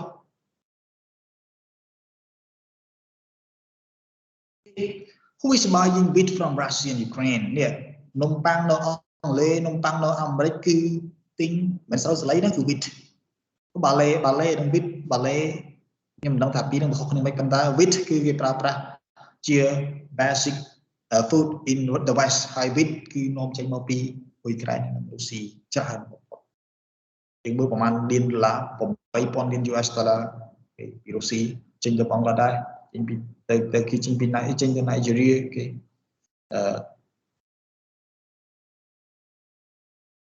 European country depend on Russian gas គេតើប្រទេសអឺរ៉ុបណាគេខ្លះប្រទេសអឺរ៉ុបណាខ្លះដែលពឹងផ្អែកទៅលើ gas នាំចេញពីរុស្ស៊ី Macedonia Bosnia Moldova Finland Latvia Bulgaria Germany Italy Poland France Netherlands Romania Georgia Ireland Ukraine មិន EU មិន EU countries European មិន EU ទេ EU តែ27តែ European វាមានលើសនឹង30ជាងទៅអញ្ចឹងវាត្រាំក្នុងអត្តន័យ2020គឺប្រទេសក្នុងអឺរ៉ុបច្រើនដែរពឹងផ្អែកទៅលើការនាំចូលពេងនាំចូល gas see what alternative does Europe have to Russian gas ពីព្រោះយើងមើលទៅតើរងថ្ងៃនេះតើប្រទេសណាដែលនាំចេញ gas ច្រើនជាងគេក្នុងឆ្នាំ2020រុស្ស៊ីច្រើនជាងគេបន្ទាប់មកអាមេរិកបន្ទាប់មក Qatar follow by Norway Australia Canada Algeria Nigeria គេយើងឃើញគឺរុស្ស៊ីទំហំខ្លាំងមែនទែនហើយ EU European gas import by time នោះគឺ26ហ្នឹងគឺ LNG ប្រេងរាវ74ទៀតគឺតាមរយៈតតយោអញ្ចឹងយើងមើលគ្រាន់តែអឺរ៉ុបតតយោហើយរុស្ស៊ីអាតតយោអា pipeline ហ្នឹងគឺច្រើនភាគរយច្រើនជាងអាពណ៌ខប់រុស្ស៊ីទៅច្រើនជាពណ៌លឿង LNG អញ្ចឹងបើសិនជាផ្ដាច់ gas supply ពីរុស្ស៊ីមក EU ដែលពឹងផ្អែកអា pipeline ហ្នឹង 74% នេះថាអា pipeline គឺប្រើសម្រាប់អគ្គិសនីប្រើសម្រាប់គោលនិពាក់ប្រើសម្រាប់ cooking ប្រើសម្រាប់ heating កម្ដៅហ្នឹងគឺគេប្រើ pipeline តែអា gas ផ្សេងទៀតគឺប្រើសម្រាប់ចាក់ប្រើប្រាស់គ្រឿងក្នុងអីនេះឧស្សាហកម្មអីចឹងទៅអញ្ចឹងវាសំខាន់ខ្លាំងតែរុស្ស៊ីធ្វើឲ្យគេពឹងផ្អែកអញ្ចឹងការដាក់ទណ្ឌកម្មវាមានផលប៉ះពាល់យ៉ាងណាខ្ញុំអត់អាចទៅនិយាយអីទេប៉ុន្តែវិភាគខ្លួនឯងចុះឲ្យសារព័ត៌មានធ្វើឲ្យមើលទៅអានខ្លួនឯងចុះសម្ដេចរដ្ឋមន្ត្រីសង្គ្រាមរុស្ស៊ីនិងអ៊ុយក្រែនអាចបង្កជាវិបត្តិធ្ងន់ធ្ងរជាងការរាតត្បាតនៃជំងឺ Covid-19 បើមិនប្រញាប់បញ្ចប់ទេយើងឃើញជាក់ស្ដែងថ្ងៃទី23ខែ3ថ្ងៃនេះពេលព្រឹកមិញបាទសម្ដេចតេជោប្រកាន់ឲ្យខ្ញុំ បញ្ជាឲ្យប្រកាន់ខ្ជាប់គោលជំហរប្រឆាំងការឈ្នះលើអ៊ុយក្រែនក្នុងការបោះឆ្នោតអន្តរជាតិអញ្ចឹងយើងបោះឆ្នោត UNGA ម្ដងអញ្ចឹងបើសិនជាអនាគតមានការបោះឆ្នោតនៅ UNSC សម្ដេចបានដាក់អាណត្តិឲ្យថា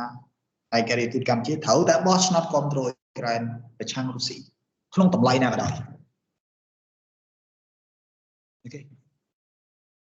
stop using your choice of war to steal my right to life អានេះខ្ញុំបង្កើតខ្លួនឯងទេប៉ុន្តែគាត់គឺរូបចេះអាណិតនឹងដល់ក្មួយនឹងដល់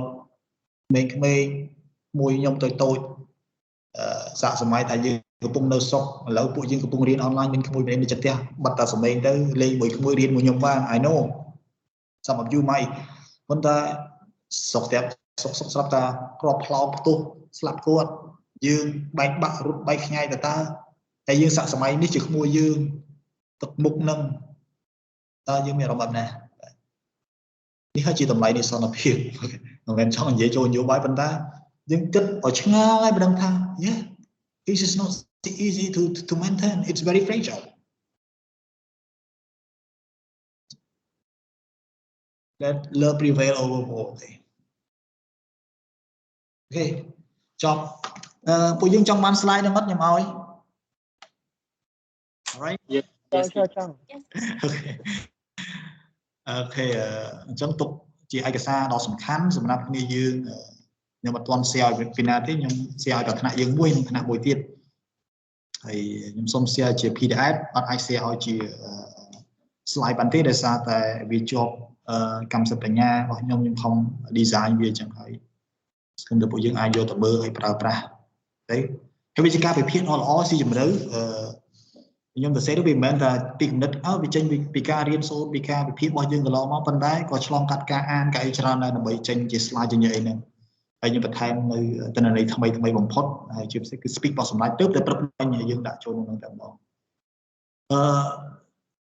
សម្រាប់ជាសំណួរខ្ញុំសូមគិតថាវាដូចជាអត់មានអីត្រូវសួរទេហើយបើសួរចាំ session ក្រោយតែម្ដងហើយទីមួយខ្ញុំយប់ហើយយើងបាច់ចេញលេងហើយខ្ញុំព្យាយាមបញ្ចប់អញ្ចឹងហើយខ្ញុំសូមចប់តំណឹងបានអត់គ្នាយើង Yes sir គេឲ្យអរគុណដែលបានចូលរួមថ្ងៃហ្នឹងខ្ញុំហត់ប៉ុន្តែខ្ញុំសប្បាយចិត្តដែលបានចែកម្លែករឿងដែល very sensitive ហើយជាចំណេះដឹងថ្មីដែលសភៅអត់ទាន់មានទេនិយាយអញ្ចឹងមកការបោះពុំទៅសេ research គេក៏អត់ទាន់មានដែរតកតងទៅនឹងនេះវាមានតែ article news ដែលគេចាប់ដើមគេកំពុងតែកសាងសិក្សាស្រាវជ្រាវលើបញ្ហាហ្នឹងពីព្រោះជារឿងថ្មីបំផុតនៅ WTO ដែលគេប្រើប្រាស់បញ្ហាដែនដីបញ្ហាបាញ់គ្នានេះទៅប្រើប្រាស់ក្នុងយន្តការ WTO ទាំង appellate body នៅជាប់គាំងអញ្ចឹងខ្ញុំអាចថាសម្រាប់ខ្ញុំហើយនឹងយើងអានេះវាជារឿងថ្មីដែលខ្ញុំ share ដំបូងឲ្យគ្នាយើងហើយវាជាការវិភាគជា systematic ដែលយកវិត្រាដែលពាក់ព័ន្ធនៅក្នុង WTO មកឲ្យយើងស្ដាប់ឲ្យហើយខ្ញុំមានទាំងពី communication មិនបានខ្ញុំមានដោយសារខ្ញុំតាមដាននៅពេលដែលខ្ញុំដាក់ចិត្តថាត្រូវតែធ្វើរឿងអីមួយខ្ញុំត្រូវតែតាមដានវាតាំងពីដើមអញ្ចឹងនៅពេលដែលរុស្ស៊ី submit AWO ខ្ញុំត្រូវយកបន្ទុកនៅពេលដែលអ៊ុយក្រែន submit AWO ខ្ញុំត្រូវយកបន្ទុកនៅពេល EU ដាក់អីខ្ញុំត្រូវ save ទុកព័ត៌មានបើមិនទាន់ចេញជា major ក៏មានព័ត៌មានខ្ញុំត្រូវ save ទុកជា reference ហើយយកតែព័ត៌មានដែលមកពី gradable news ខ្ញុំបង្កើត habit ហ្នឹងរហូតអញ្ចឹងនៅពេលដែលយើងចង់ដឹងអីមួយគឺច្បាស់អាហ្នឹងមួយគឺអត់ប្របាហើយលើក្រោយពេលណាមកសួរខ្ញុំរឿងហ្នឹងក៏ខ្ញុំអាចបកស្រាយបានដែរខ្ញុំលើកទៅត្រាស់ឲ្យគេយល់អូខេអញ្ចឹងខ្ញុំសូមចប់ប៉ុណ្្នឹងហើយអរគុណ Thank you so much for guys for joining me today and I am so excited to share the very special lecture with you on Ukraine Russia war. Yes. ឆែដាក់ចេញប្រឡងអត់ណាអត់ទេខ្ញុំអត់ចេញទេនេះជាចំណេះដឹងទូទៅទេអត់ឡងអត់អីទេហើយ quiz ខ្ញុំអាចជាធ្វើតែមួយដូចលើកមុនអញ្ចឹងហើយនិយាយត្រង់មកបើនិយាយតែមកបរិញ្ញាបត្រអត់ប្រឡងខ្ញុំសឹងតែចង់តែបរិញ្ញាបត្រអត់ចង់ប្រឡងខ្ញុំអត់ចូលចិត្តការប្រឡងទេវា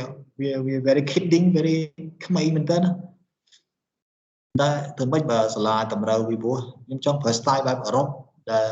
lecture ឲ្យសិស្សវិភាគដល់ជាការវិភាគជាងការផ្ដល់ information ប៉ុន្តែវិភាគដែលមាន information ខ្ញុំព្យាយាមធ្វើឲ្យបានអស់លទ្ធភាពទោះបីជា hot ស្រាវជ្រាវ hot ប៉ុន្តែចង់ឲ្យ